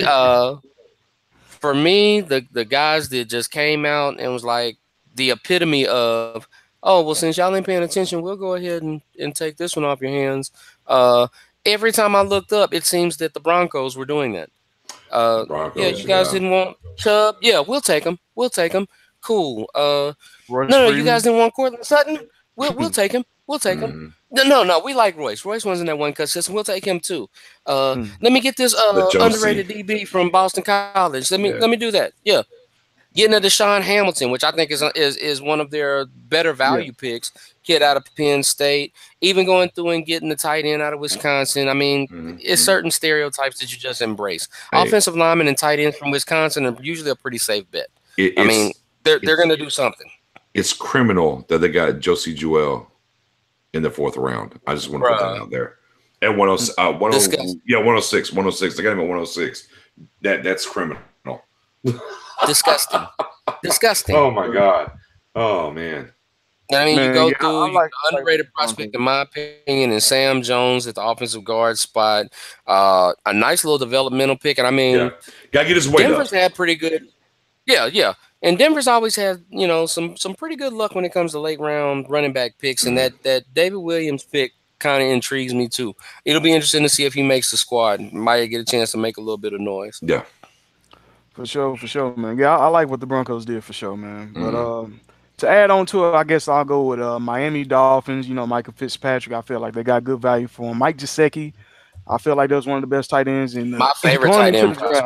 Yeah, so I like he had like a Hunter Henry feel to him. So I mean the fact that Fitzpatrick made to 11 is amazing. So yeah, definitely. No. Got a nice linebacker on the inside, adding some speed to the group. Jerome Baker, back door got another tight end. So they're going with 2 tight end set, trying to mirror what New England success had back in a couple years ago. With the Hernandez and Gronkowski days. So I like what Miami did, and also the Ravens, man. Like you really can't leave them out.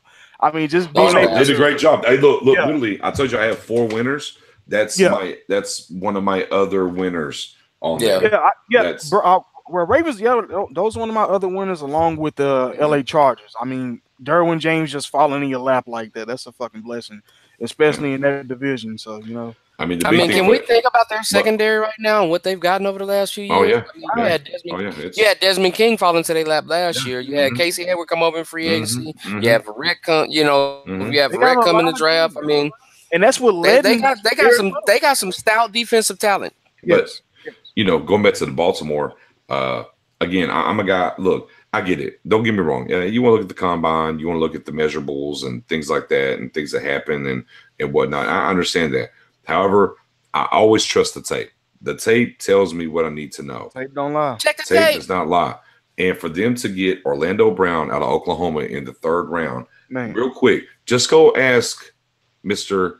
Baker Mayfield how it was with him on his blind side.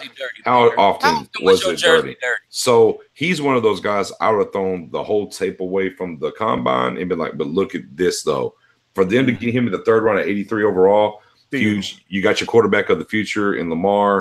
You went got. I mean, look, Ozzie Newsome's drafting. You took Hayden Hurst first. I mean, we could talk about him being, in baseball first. He's a little bit older. He got the yips, so he transferred back to football. I mean, that's fine. But even once you get deep in the draft, in the 6th round, Deshaun Elliott. Now he translates with his hips, not as fluid to a strong safety. But you look at the ball, kind of finds him. Some players, the ball just finds you. Doesn't matter if you're making the play or not.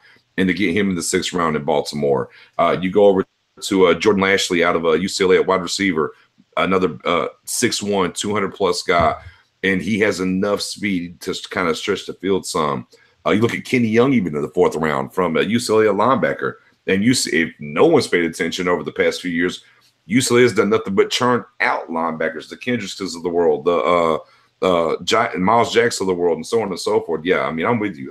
Baltimore definitely had a great draft. Yep, 100%, man. Those damn cheaters. Griff, did you have any winners, Griff? I think Griff's asleep. I ain't heard him in a while. Y'all boys going forever. I'm just letting y'all talk. Griff is watching the game. Yeah. What's the score, Griff? Go and give us a score. Go ahead and give us I'm not even watching the game. I'm up here watching Westworld. One at the end of the 3rd. Oh, okay. I'm watching Westworld. I'm waiting on y'all. All right, no winners for Griff. What losers y'all have for the AFC? Oh, man.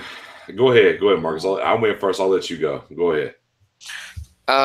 For me, man, and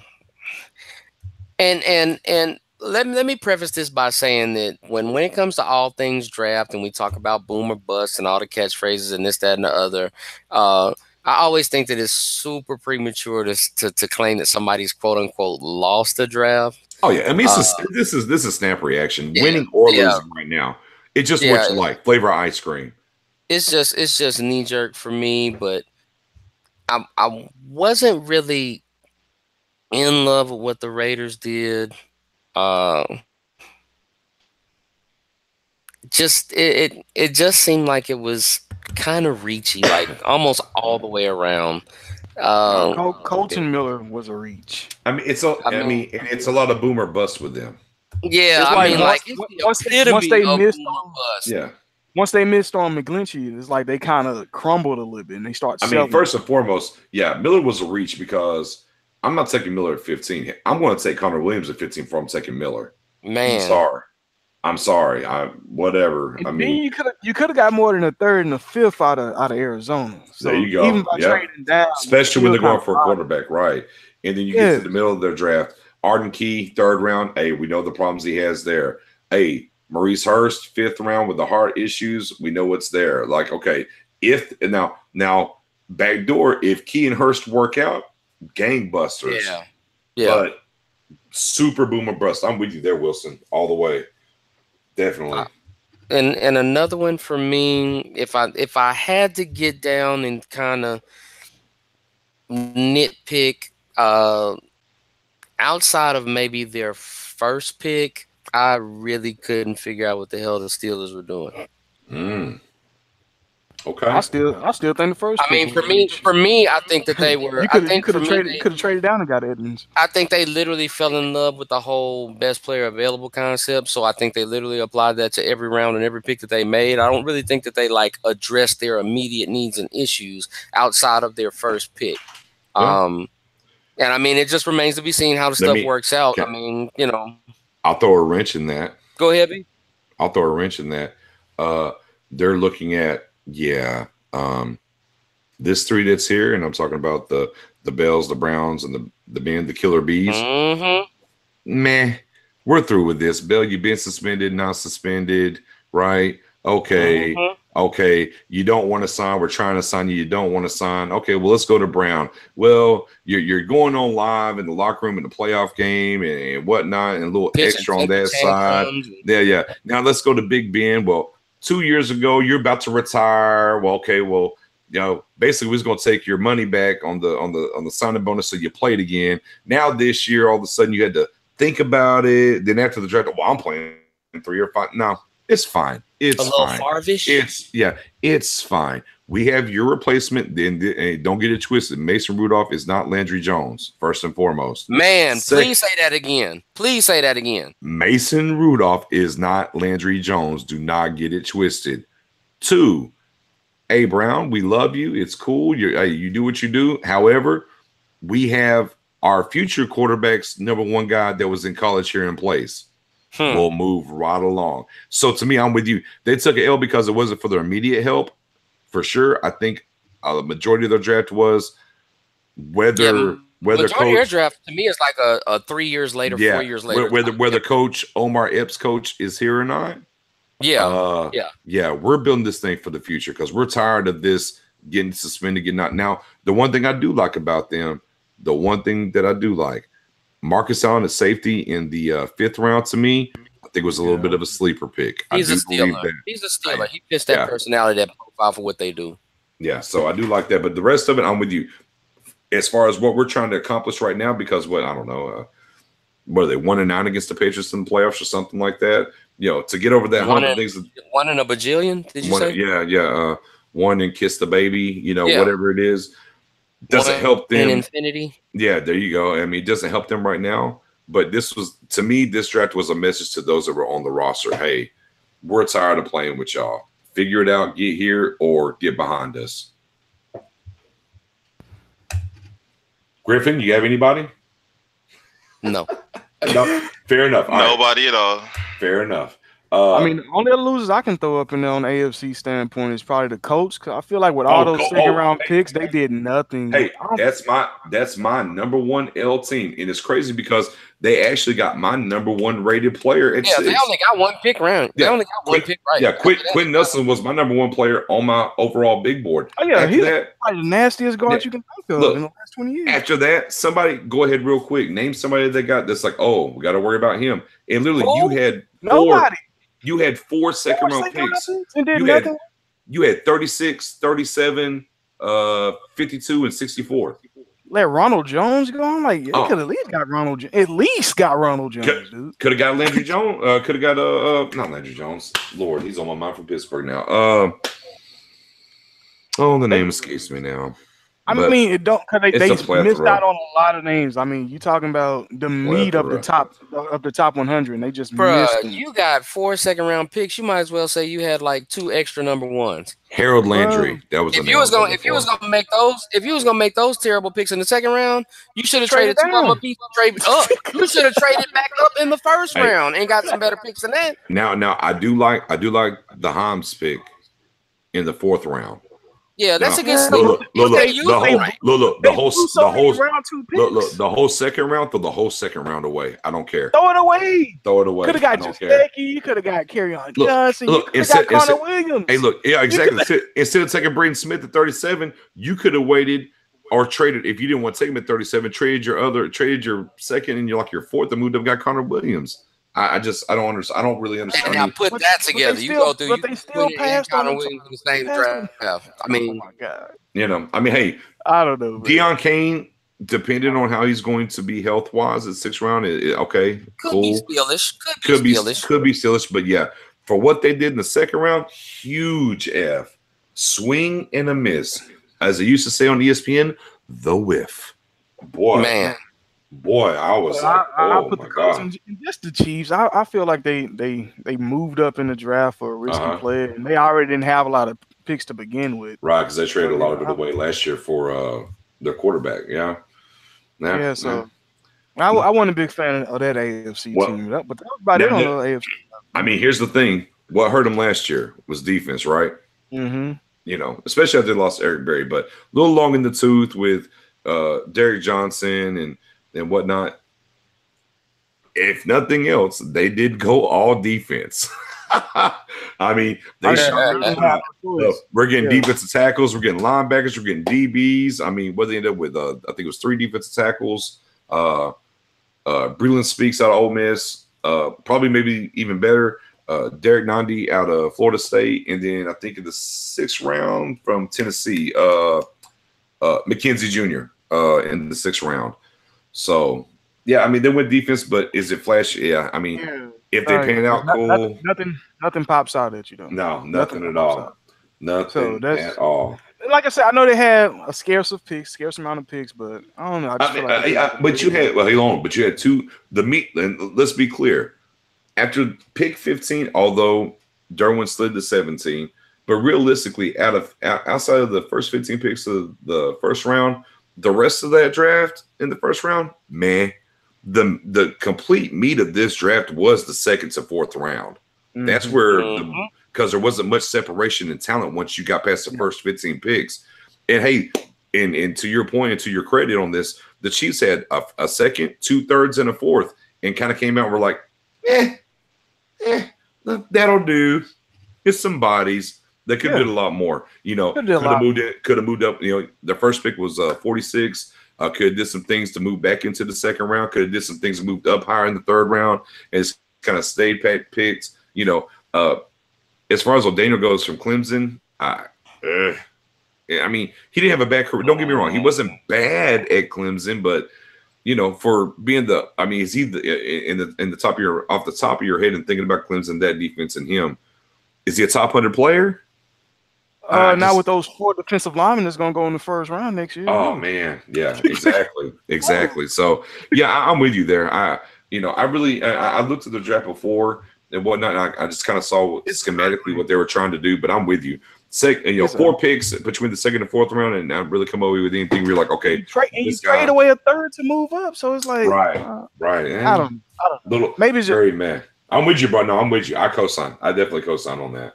I'm with you. I had to look. You brought it to my light and looked at it again. I'm like, yeah, doesn't quite turn the old crank. Not at all. Does any more FC teams?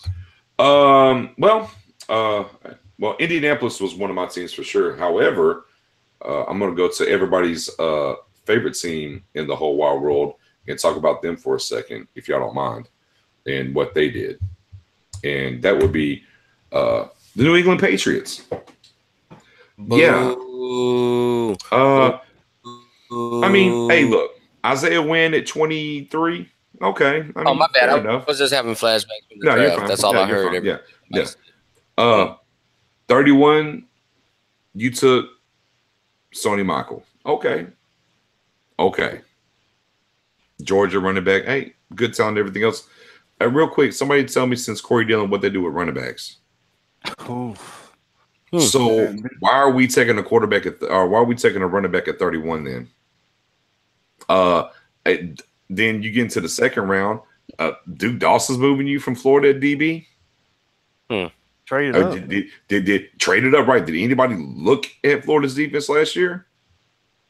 Nah. Hey, after that, no third, no fourth. Now they took a bevy of 7th and 6th round picks.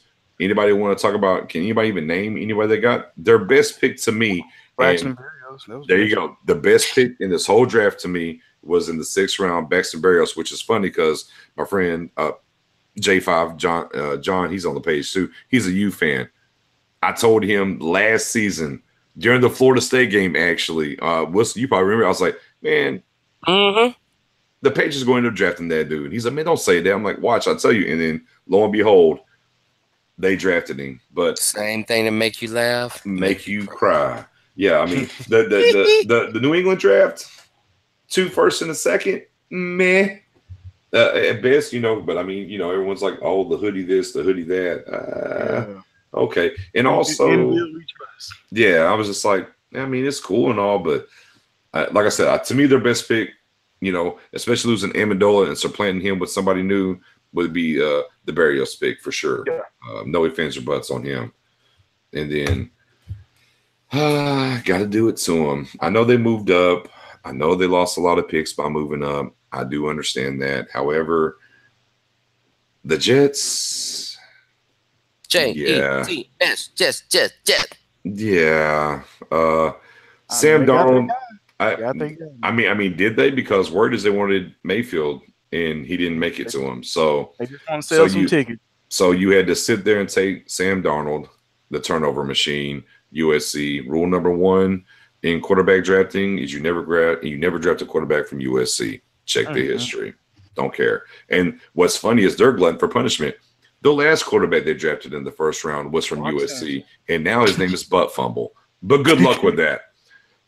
Then you get to, I mean, at least they had a 3rd and a 4th round pick. But again, Nathan Shepard out of Fort Hays State. Yeah. Where? I mean, Fort Hays State. Don't ask me where that's located. Where is it? I have no clue. Show it to me on a map, right? I don't know. Throw a dart. I mean, big body for sure. Defense lineman, 6'5", 300. But that's where they decided to go with the 72 pick overall. And then, tied in Miami. Okay. I mean, Miami, the U is, tied in U, I guess. Bubba Franks is not walking through that door. You're not believing Jeremy Shockey is not walking through that door, sir. You're not buying in Christopher Herndon the 4th? No, 6'4", 250. Did you misspell great value Costco Kelly Winslow Jr.? Is that what you said? Okay, well, Jets are going to Jets. Jets are going to Jets. Those are my 2. Pats and Jets, I think, definitely missed the mark, though. Okay. Now, if Sam Darnold works out for him, God bless him. Go for it. But yeah, I throw the whole draft away in my book. And then on the NFC side, where the Dubs coming from? All right, I'll go first on this one. I'll go first on this one, B. Go for it. For me, 2 teams that I actually don't particularly care for. One of mine is 2. Don't worry. One of the winners I got, because I think it was pretty sensible. I think they took advantage of some talent slipping and addressing some not only immediate needs, but on some long-term needs, addressing depth and stuff like that. I like what the Falcons did. Being able to have Ridley fall into their lap, I know it's something that probably wasn't expecting, but yeah, crazy. Good pick, immediate replacement. Nobody is going to miss Taylor Gabriel at all. Going through and addressing the depth at the corner spot by getting Isaiah Oliver, I think was a nice move, a good value pick. The D tackle that they got, Sennett, I like his potential, especially working into that rotation for what they do with that 4-3 defense, being aggressive. He's a good penetrator. The Ito Smith pick, I mean, yeah, you can get depth because you do have 2 injury-prone running backs, but it's just kind of hit or miss, boom or bust. And, of course, he's a little bit of a scat back, too, which helps. Yeah. Russell Gage at wide receiver. I never completely write off LSU wide receivers. I'll just leave it at that. I mean, especially currently, yeah. Landry, OD, recent track record. Odell, it's hard for me to write off an LSU wide receiver, no matter where they get picked. And then Foye Olakun. I'm hoping that I'm saying it right, sir. Please don't come for me if I didn't say it right. I don't want that smoke. I mean, he is from Yale. He might come get you. Yeah, I mean, he might come at me with that paperwork and them hands. Yeah. You never know. I think it's another good depth pick. We'll see how it goes out. And then one of the priority free agents that they signed, kid out of West Virginia at tailback, Justin Crawford, I think is going to make that roster and add to that running back mix. Anybody that's ever had a chance to watch him play, he was a strong producer for West Virginia in that Big 12 conference, man. Good talent. One of those priority free agents that they got, to me, which adds to the overall appeal of their draft class. The other team for me, unfortunately, that I think did a great job is those good old monsters of the Midway. Chicago Bears, I think, had an outstanding draft. Going through, oh my God, having to watch my quarterback run for his life against Roquan week 1 Sunday night is not going to be fun at all. Hell of a pick, doubling up and going through, immediately addressing your offensive line with James Daniels, I think is a solid pick. At number 2, I think they got great value with Anthony Miller, who's going to add to that wide receiver core that they've kind of overhauled through free agency this offseason. That kid is a really good talent, man. I low-key was hoping that the Packers would get a shot at him, but I think that kid's the real deal. I think he's going to have a lot of success. This linebacker whose last name I cannot pronounce to save my life. I hate that I sound Wakandan when I say that, but that guy I think is actually a pretty good depth pick too. Just somebody else to throw into that rotation for what they like to do on defense. Bilal Nickel and Kylie Fitz add to that defensive depth all the way around, giving those first 2 levels, that D-line, that linebacking core, more pieces to the rotation, keeping them up there, keeping them scheme versatile. Javon Wims at wide receiver, I think, is a project. He might be somebody that could get in on the special teams end, not necessarily on returns, but as a gunner, wedge buster type. But all around, man, I really applaud them because I think that they made solid picks all the way around. I don't think that they had any quote unquote wasted picks or kind of scratch your head type picks. You can kind of see what they're going with. You can kind of see the direction that they're going in. I think that they were very even handed in the fact that they were so offense heavy in free agency that they kind of balanced it out by being defense heavy in the draft. And it'll be exciting to see what the overall result is when they put all these pieces together. Yeah, man. Just like you want to piggyback. For me as well, I'm going to start with somebody that I don't really like, but basically for them, picking number 2 overall, they didn't wet the bed. They did what they should do. You know, the New York Football Giants taking Saquon Barkley at 2, obviously addresses a need that they've had for years now at running back. And then what's the best way to get him down the field and protect what's in front of him? Go block for him. You better go block for him. Go to UTEP, get Will Hernandez. Then the very next big thing, those are the 2 biggest things that they've had issues with. Somebody named a linebacker from the Giants over the past 3 years. I'll wait. So you go and get Carter. Yeah, you go get Carter from Georgia. Okay, we know what that defense is built. Right, you know what that defense is built on and what they do.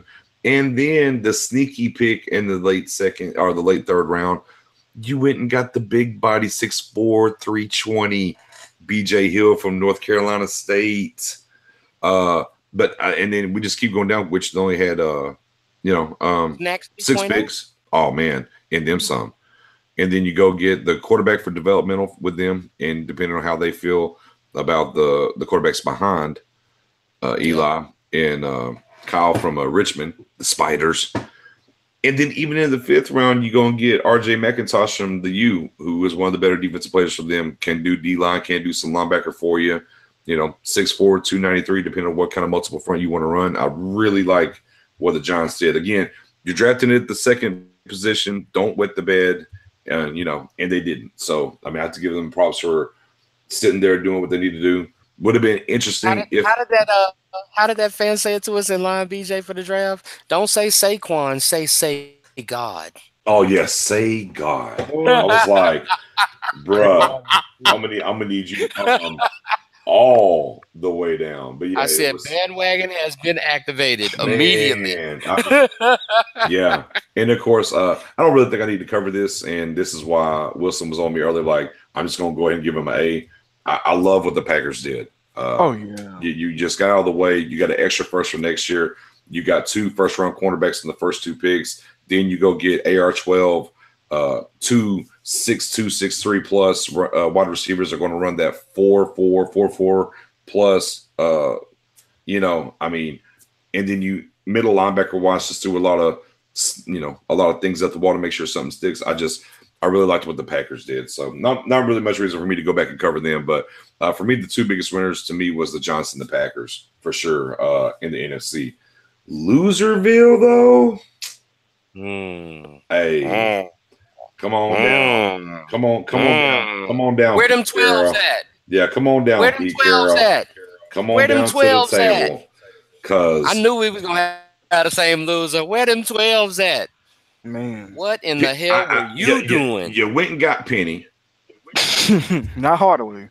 No, at all. Rashad Penny, running back, San Diego State. Now, don't get me wrong. He's not a bad running back, but you can't. He's a great back, but he wasn't a back that you had to get in the first round. At all. And look, you can't protect your quarterback now.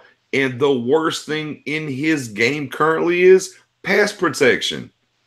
So you took a guy at 27 overall that's on a 3-down back is what you told me. Okay, congratulations. Yeah, because he can't pick up the blitz on 3rd down, so can't do it. There goes that. Can't win with him. Won't win. Now maybe maybe he'll figure it out and they'll get better. Whatever. Yeah, whatever.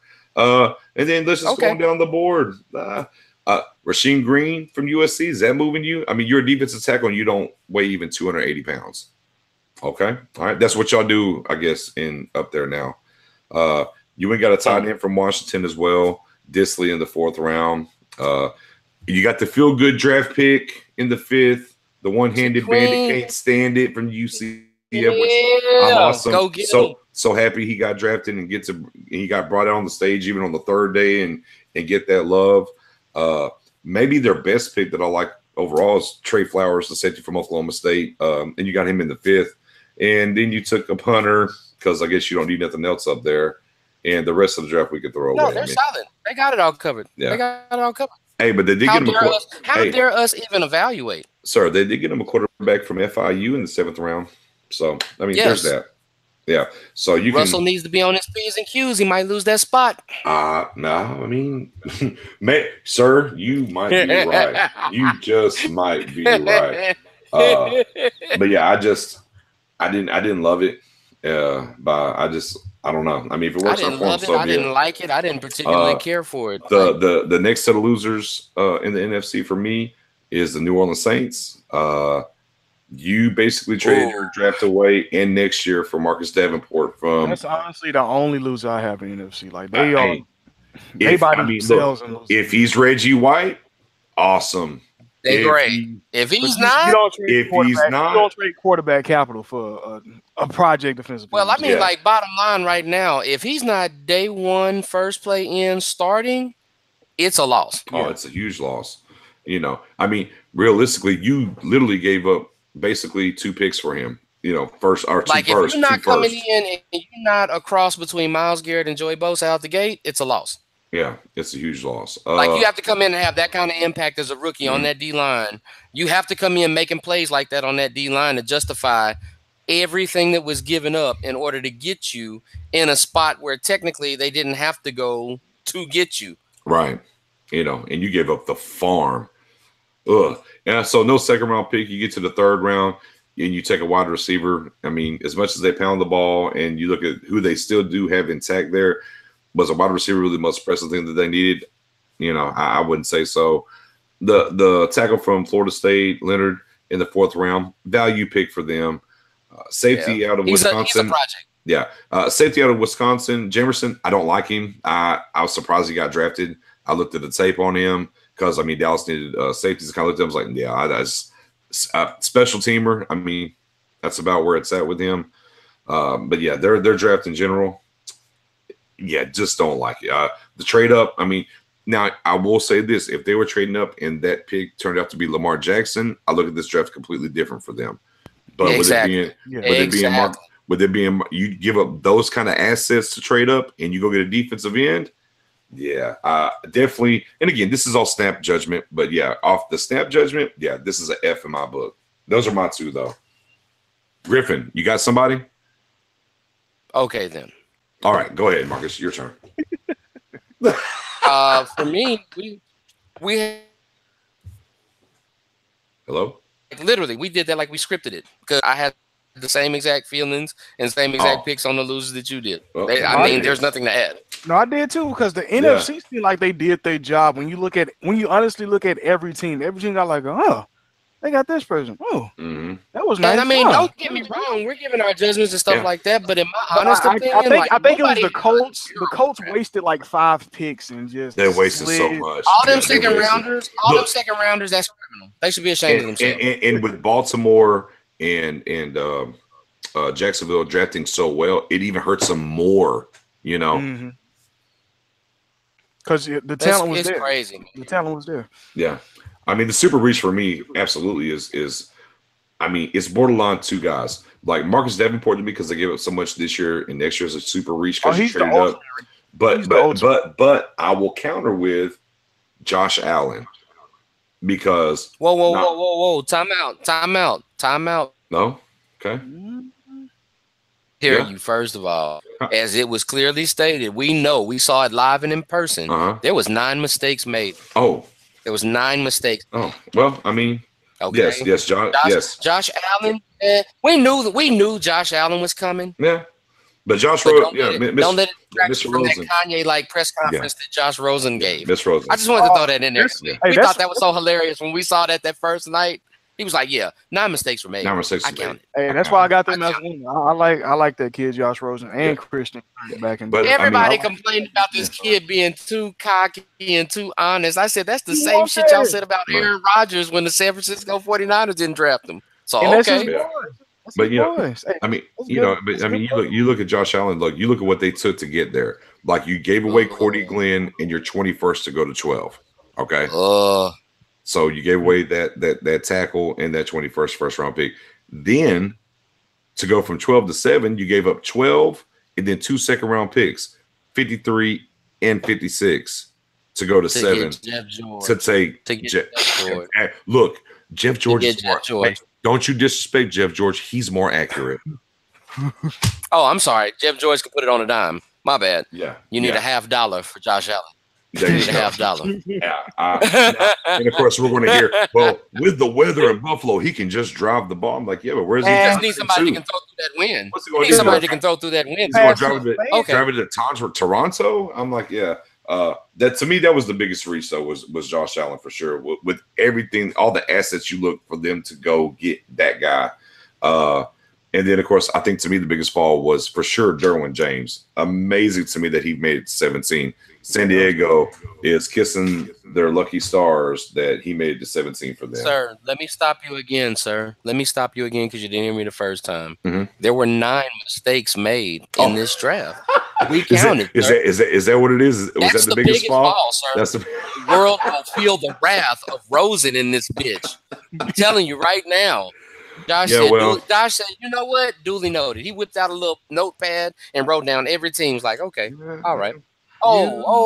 Jets? Yeah. Jets, really? Y'all gonna pass them? Fuck y'all. Oh, Yeah. okay, cool. Yeah. I mean, when do we play them? When do we play their division? Yeah, book that. Yeah. Book that shit. I'm throwing for I'll 400 be on them. honest. Yeah, I'll be honest. I don't care for Josh Rosen's face, so I don't really care. I don't care for his face, but I love his attitude. And I love his attitude. No. I love the honesty. I love the handedness. I mean, and for me on my board, he was the third draftable guy in the first round. Again, I had Mayfield 1, Jackson. Yeah, I had Mayfield 1, Jackson 2, and I had Rosen at 3. The other 2, throw the whole quarterbacks away. I would never take him in the first. Exactly. I definitely would have traded up for him. I wouldn't have taken him in the first round, personally. But for me, I definitely love it. I love the fire from him. Yeah, I would have been more excited about Rosen if he would have got drafted by the Cardinals and the old coach was still there. I still think that it'll be okay. It'll be pretty good to see what kind of coaching he gets behind them, how patient they are, how willing they are to work with him and stuff like that. But I like the kid, man. I think that he's got a shot. If he can keep that chip on his shoulder like he has it right now, I think he's got a shot. And of course, I mean, having Larry Fitzgerald in the room is not going to hurt you. Let's be honest, man. And let's not forget in the second round, we know you got Larry Fitzgerald, but hey, we're going to add this kid called Christian Kirk from A&M as well. So just in case you needed somebody to function in space out of that slot. And then after that, we're going to get you some protection in Mason Cole from we don't have Michigan. You out here naked. So, we don't have you out here naked, fella. And hopefully, and then the biggest thing that'll be the biggest coup for him is if, the guy that you talked about a couple years ago at running back, Mr. David Johnson, actually stays healthy. He comes back to form. Yeah. That's a great piece to have. Yeah, that'll be a great piece for him to have. So we'll say he gets coached up. Definitely love the fire from the kid for sure. Like I said, for me, I definitely felt he was a first round pick. I just like what the other two guys, intangible wise, brought to the table. But like you said, Rosen definitely brought a little extra sauce at the draft for us and kind of got he definitely had the juices flowing in the building with people. We were like, everyone's like, Josh Rosen? Wait a minute. They told us he was an intellectual. Wait a minute. What's this? Sir, there were 9 mistakes made. I will never forget that as long as I live. Oh, man. There were 9 of them. I counted. I'll let you know. You hear me, DeMarcus? I counted. 9 of them. 9 of them. Hey, another one we didn't really get into. Darius guys going to the Redskins. I like that. I like that fit for the Redskins. But but you gotta see where his head is at. Throw the whole team away until they change their name. I don't care. Who's on the offensive line? Who's on the offensive line? When he was healthy, was doing good. Was he? Okay, they got like 500 running backs over there. None of them take exactly. They got 500 tight ends and mini league, man. Yeah, whatever. Look, they went and drafted. Who did they draft in the first round last year? Real quick, anybody remember? Jonathan Allen. Yeah. In what position does he play? DT. Did anybody care to look and see what they drafted this year by chance? No? Yes, maybe? Yeah, Alabama. The other Alabama. Yeah, they went and got 2. Look, they went and got 2 more defensive tackles and Deron Payne and Tim Settle from Virginia Tech. Do they block? Yeah. Did they die? Yeah. I mean, do they block?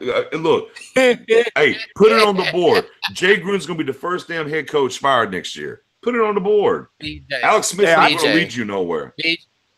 No? Too soon? I have bias in this assessment right now. Okay. Right, I'm sensing a lot of bias in this assessment right now. I'm just trying to figure out what they're doing. I think that Washington approached it sensibly. I think they made best player available picks and they tried to go. Okay. Who'd they sign in free agency real quick? Who's that number 1 wide receiver they signed? Go ahead and tell me. I have no idea. I'm interested to see how this lawsuit is going to work now that they didn't have their cheerleaders posing topless for businessmen and shit. So, throw the whole team away, like you said. Franchise Throw the whole team away. Throw the whole team away. Throw them all away. They went and signed Paul Richardson from Seattle. Good luck with that, too. Paul Richardson. Who? Mike Jones. That's who. Man. Throw the whole franchise away. Jay Gruden over there right now losing hair follicles. Somehow. I don't know how I'm going to win with this. Y'all gave me Alex Smith. I believe they are now officially the Deadskins. Yeah. And we're just going to keep taking defensive linemen. Like, that's going to do it for us. Awesome. Okay. Hey, cool. Duly noted. You didn't want to sign Kirk Cousins, but you went and paid Alex Smith. Got it. Good call. Then Ronald Jones going to the Bucks. I think that's going to be his job to win. Super good pick. Oh yeah. God bless. That kid's got tons of talent. Now, hey, look, that's funny y'all brought them up because that's number 2 coach is going to get fired this year. Well, at least the new coach is going to have running back. Yeah, he's got people. He's got people. Oh yeah, he's gonna have weapons. He's got a quarterback. He got a tight end. Yeah. He got weapons all around. But you look, they had him last year. What did they do? Now, so who is it? So at that point, you got to look at, is it the quarterback that keeps turning over the ball, or is it the system and the head coach? Which one is it? The people that are supposed to be teaching them how to not turn over the ball. Hey, there it is. Oh, Wilson. Crab legs. Crab legs for everybody. Yeah, so other good fits I had was Kerryon Johnson to the Lions, of course, DJ Moore to the Panthers. Mm-hmm. Although Rashad Penny was a reach, he's still gonna get the volume to be productive, even behind that line. Everybody got volume last year.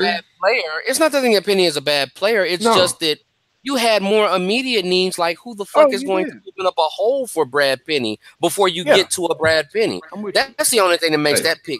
And what number? Terrible. And what was Penny? 27? Is that what it was? Hey, and Hernandez went. Hernandez went. Connor went. Yeah. Orlando Brown went. Hey, come on, man. I mean, you could have took Hernandez right there. That's only like 6-7 spots. I mean, Russell Wilson would have thanked you. Like, he's already had a bevy of running backs behind him that couldn't do. Hey, it even as good as Chris Carson was last year for them, right? When he came in and stepped in and kind of did the best of the plethora of platoons that they were running out there at running back. Even he got beat up for obvious reasons. So, I mean, hey, they can keep playing with fire. That's fine. And eventually that youth, I watched it with Tony Romo, run around, scramble, throw the ball, all that good stuff. Eventually that youth fades, and those bones, them collarbones, them backs, them discs, and everything else, it adds up. So they made it to 2 Super Bowls. They've won 1. And if they want to use them up in that sense, so be it. Keep going to get skill players and not investing in your line. And look, and if you go back over history and go back to Pete originally way back when in New England when he was the head coach, it was the same thing. He never really invested in the lines. Hey, and BJ. That's what cost him. Hey, BJ. Go ahead. Name the Super Bowl winning team that has shitty lines. Go. Not a nail, another. Exactly. Not a now. I don't know what you be saying, pal. I don't know what you be saying. Say that now nutter, but I like the way you say that now nutter. Hey, real quick, who won the Super Bowl last year? Man, Eagles won. Okay. Hey, how many 1,000-yard rushers did they have? None. How many 1,000-yard receivers did they have? Maybe none. No, they don't have like 800. None. Hey, how many guys had 10+ sacks? Everybody had like 9.5 or 7. No, exactly. They had like 6 with 5 and more. So they had. But nobody had 10. Nobody had 10. They're the first team ever to do that, by the way. But it shows you if you build depth up enough, because they lost a quarterback, a running back. Now they made a trade, but they built from the lines out, and they were able to sustain and go forward and win. Look, I mean, don't get me. And you go back to New England and what they do. Realistically, outside of the quarterback, they've always built that defensive line and that offensive line. Man, those extracurricular. Hey, look, it's flashy. Hey, it's super flashy. Get you whatever running back and whatever wide receiver, and hey, Texans know we can talk about all the different defensive ends have had 10+ sacks, right? What has it got you? Nowhere. You got to build everything else around it, and that's why I say it doesn't make them trash players, but you have to build everything else around them. You can have great players, but if you don't get the depth and the stuff around them, it's not going to matter. So cool. You have Seattle. That defense is dead now. The Legion of Boom is gone. It's done. Yeah, the Legion of Whom now, if you will. Okay. And you went in the first round knowing all the offensive line problems that you had up there this past year. And you took a running back.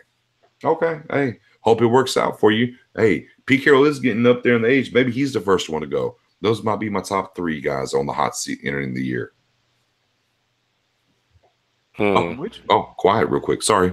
My bad. Didn't mean to get so serious. Why so serious? There's going to be a lot of NFC jobs. It is what it is. No, I mean, that's just where it's at with those guys. I mean, Garrett's on the hot seat too, but they'll give him the whole season before we get rid of him. Obviously. Garrett gonna have a good old time on that sideline before they let him go, man. He man, he damn like family, dude. Oh well, I mean that's true, but I mean, guaranteed if you look, they got rid of all the assistant coaches, all the quote unquote Des problems, whatever the case may be. Like it's literally last chance you for the coaches. They got rid of all the excuses. If we don't get over the hump this year, and I'm going to say minimum NFC Championship game, I think they'll move on from them. But we'll see. Yeah, we'll see. We still got a long time before the season comes, but it was just good to get that little football back in the air, just settle a little bit. Well, now at least until training camp. Yeah, we can let it be dormant now for about another couple months till July, and then we can bring it back up. Yeah, so it's been good. It's been good for me at least. Griffin, I'm sorry. I know. Wake up over there. Wake up. I know the Rockets lost too, so I know Griff is out of it. It's a terrible day. I'm not even. I wasn't even worried about that. Wait. Rockets lost? Yeah, they lost. Rockets lost. Astros got shut out. Lucky. Well, hey, y'all should feel good about that. What was the team that we was talking about? Everybody said this team has a chance. Everybody said Utah, right? You should feel good about that. No? Yeah, I mean, it's, No, don't feel no. It happens. Welcome to playoff basketball. Yeah, everybody feel good about Utah. Now we don't feel so good about Utah. I mean, it's officially a series. No, don't want to claim that no more. Don't want to claim that no more. What is it we say? What is it we say? It's not a series until somebody wins on the road. Yeah. Hey, well, look, there it is. It's a series. Did Rubio play? No. Yeah. No. Oh. Wow. All Look English. at these notes. Look at these notes. What I got over here? Oh man. It's a sad day. Wow. The city is crying. Wow, the same. They'll be all right. Y'all gonna win. It's okay. Crime rate might go up tonight though. Can somebody in the wrong state of mind be like, man, the way you thought Joe, just shots fired immediately. You say something to the wrong person, it's gonna go left. Yeah, it might go down. Well, again, it just. Utah, obviously from the last cast I was on, I was talking about the teams that can make some noise. I mean, everybody was kind of about Utah. I mean, feel good about that. Rockets still going to win the series. Don't worry. Don't. Yeah, it's a game. Yeah, I mean, you ain't sweating it, are you? No, not at all. Okay. Who? All right. You ain't sweating it. Yeah. Oh, I wouldn't even really. Man, it's just one game. Just one game. Okay. Just making sure.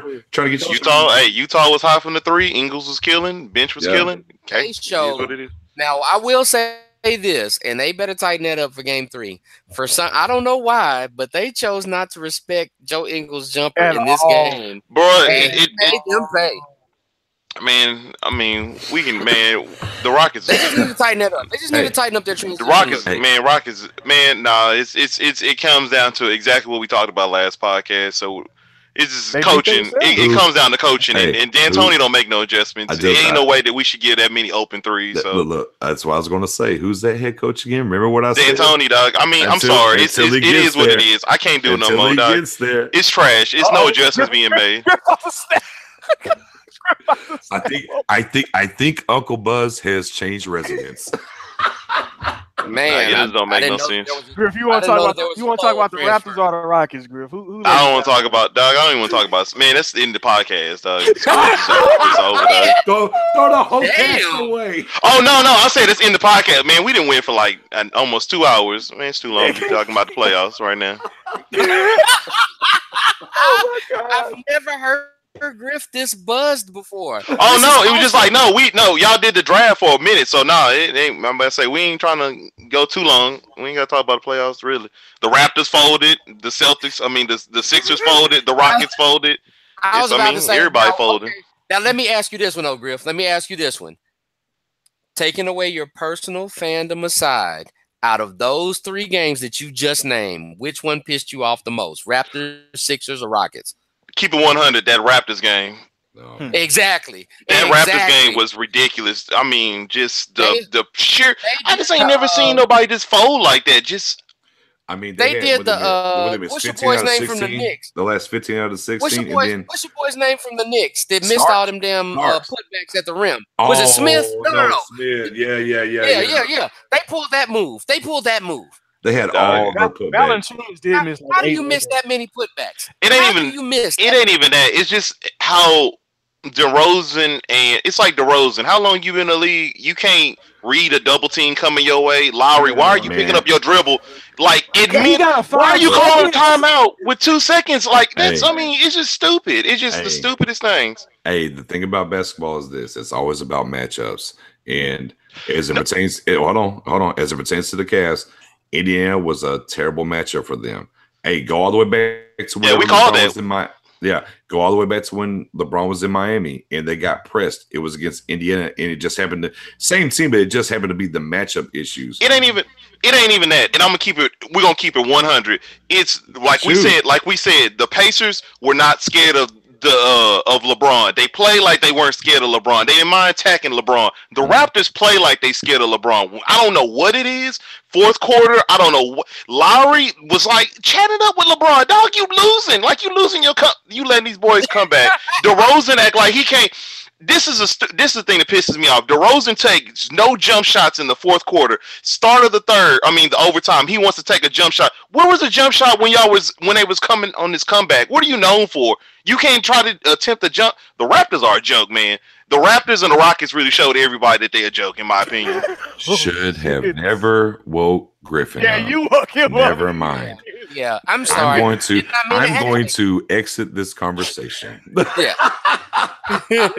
Griffith's Hey, I think if there was a D'Antoni within arm's reach, he might get hands put on him. He choke him. I'm gonna be the real. It's like you watch the Celtics play, dog. They have nobody. And the way they come out there and smack the Sixers around, I'm just like, yo, this is good basketball. I look at the Rockets, I'm just like, what's going on here? I look at the Raptors, I'm just like, I just never seen nobody mentally that just weak in my life. Well, like LeBron wasn't even. And the thing about it, the scary part was LeBron wasn't even on last night. So it's just like, what y'all doing? Well, LeBron was missing everything. His no help teammates finally scored points. That's what happened. Hello. Even in scoring points, they played good. The Raptors let that game slide. That whole fourth quarter was atrocious. If you watched them, Kyle Lowry was scared to dribble. I watched it. DeRozan acted like he didn't know a double team was coming his way. Yeah. I mean they missed like 15 of the last 16 shots. It was ridiculous. Yeah. When they kept going to Valanciunas as they go to, dude, I was done. And some of it was right at. Forget just the last little where they had like 3 different putbacks there right at the end. But even in those 15 of those 16 that they missed, they had a ton that were right at the bucket and just nothing. And what was old dude's name? Velveteen. What was his name? I don't even know his name. Oh, Valanciunas? Yeah, there you go. Velveteen, Valanciunas, whatever. How is he taking the end 26 and 20 guy? Bruh. Why is he taking the last shot though? He went. They kept force feeding him the ball all fourth quarter. You can tell he's not used to this. It was pitiful to watch. Yeah, it was really pitiful to watch. And the Raptors should be ashamed of themselves. And people want to put this on Dwayne Casey. No, I put this on Kyle Lowry and DeRozan. Okay, he ran the play. All right, one game in. Series over. Cavs win. Man, I don't know, man. The Raptors they weak. Come on. Hey, stake your claim. Keep it 100. The Cavs really suck. I really don't think you can get 20 points from J.R. Smith and 19 from Kyle Korver on a consistent basis, 17 from Green. So who knows, man? The playoffs is wacky. I can't even make my prediction, honestly. Sounds like some backpedaling. Oh, ain't no backpedaling. I think what it is I just don't think. I don't think trust either team. I don't know who to trust. I don't trust the Cavs to win, and I can't trust the Raptors to win from what I saw yesterday. That's what it all boils down to, honestly. But whoever I can buy that. I really think the Cavs, if they play the Celtics or the Sixers, it's over. I trust Lebron. I definitely think the Cavs are getting out of this round. Yeah, you gotta trust LeBron, man. Yeah, until there's just no way I can say, well, Toronto's got this in the bag. Forget throw the whole first game away. Just what they've done in general. Until they do it, and I got to see you do it, I can't trust it. And with the 8-2, the last 2 playoffs, they're 8-2 against them, right? And now counting this playoffs, now they're 9-2. Now they're 9-2 against them. So, and that's not even the most important stat. Just the stat that the last 2 games that they played the Cavs at their house, they were just embarrassed, and they gave up that 17-21 point lead or whatever. Just pitiful games. Just mentally, that's just mentally. You're not mentally tough. You're right. Throw the whole team away. For me, if you can go through, and LeBron admittedly at his press conference said that he wasn't on that night, and you can still find a way to fight through, snatch game one, take home field advantage. Like, it's almost to a point where you're just kind of convinced that it's just psychological, just like they see LeBron and forget how to play fucking basketball. It's amazing to me, but that's why I never really put too much stock in the Raptors to begin with, because I figured regardless of how good or how bad the Cavs team is, if they ran into LeBron, they were probably going to screw the pooch. Hey, real quick, as everyone was leaving the court and everything, y'all see Drake and Kendrick get into it? Yeah. Oh yeah, that was. I don't know why Drake is hollering at Kendrick, who ain't never suited up none this season. I'm like, well, I mean, Drake's got all his security guards running. I was just like, oh, word, that's what we're doing. Okay, noted. Duly noted. Raptors as soft as Drake, dog. The Raptors are as soft as Drake. Didn't want that smoke. I'll pass. I will say this as it pertains to the playoffs, though, bar none.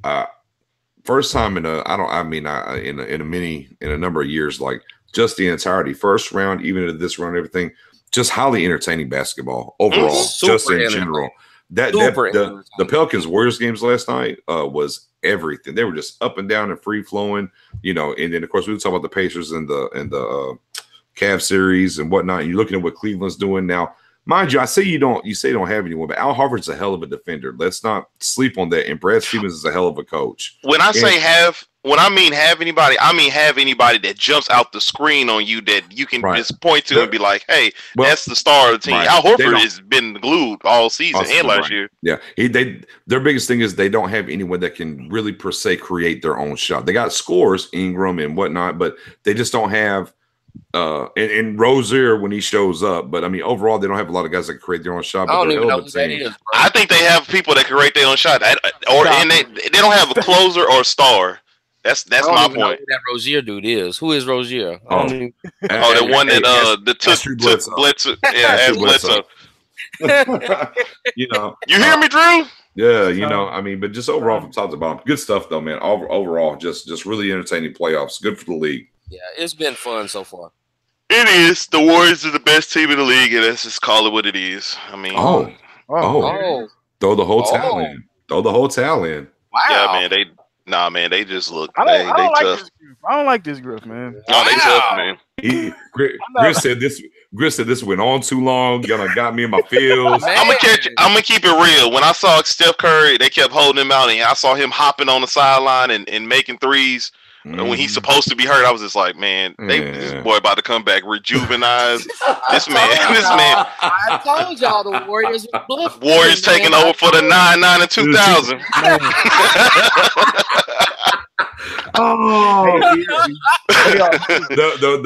As entertaining as these been, this Rockets Warrior series is going to be highly entertaining. I don't know what to expect. Must-see TV. Hey, look, either you win or you lose. I mean, at the end of the day, boy, that'd be the third time we done lost to the Warriors, man. It's over. It'll be over.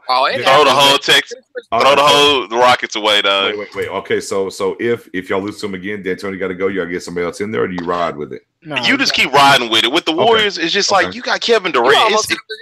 You have to ride with D'Antoni no matter what because of the way that they constructed that team. Exactly. Klay Thompson, man, that's that dude there, man. Durant is on. I wish he'd just leave. I wish he'd leave and go to the Spurs. But you know what though? Klay Thompson last night was terrible. Yep. He was terrible. Both of him and KD, but I'm just talking about when they own. I was going to say, But that third quarter when Durant came alive, KD in the first quarter was terrible. After that, he was automatic too. They couldn't. Yeah, we can go ahead and throw that card in there and say the Warriors keep cheating, dog. Getting Kevin Durant was a steal to the league. Hey, it ain't cheating if it's legal. It ain't cheating if it's legal. And old Derek and old Green was just in there dunking on folks. I'm like, what done got into Draymond? Oh my God! He started balling. Somebody tell Rondo to stop triggering him, and that might help. Maybe so. And then we talked about that. Didn't we talk about that? We talked about how having Curry just kind of opens his game. Well, I mean, because the game was kind of balled on game 1 too. So I don't know. Yeah. That team is just good, dog. It's just is what it is. And look, when they go through and they're on the floor and they're clicking on all cylinders, man, you just can't do anything with them. Period. Yeah, and one of the things, Kurt gets a lot of bash. Well, he doesn't have to coach or whatever the case may be and everything else. The ingenious thing that he did last night was he didn't start Stephen. He waited. Brought him off the bench. And then once, because he knew, reading the temperature, they were going to come out and play really hard. And the Pelicans were up. They were up. They were kind of surging a little bit. And then up by 9. Right. And then, all right, Curry, go ahead and go in.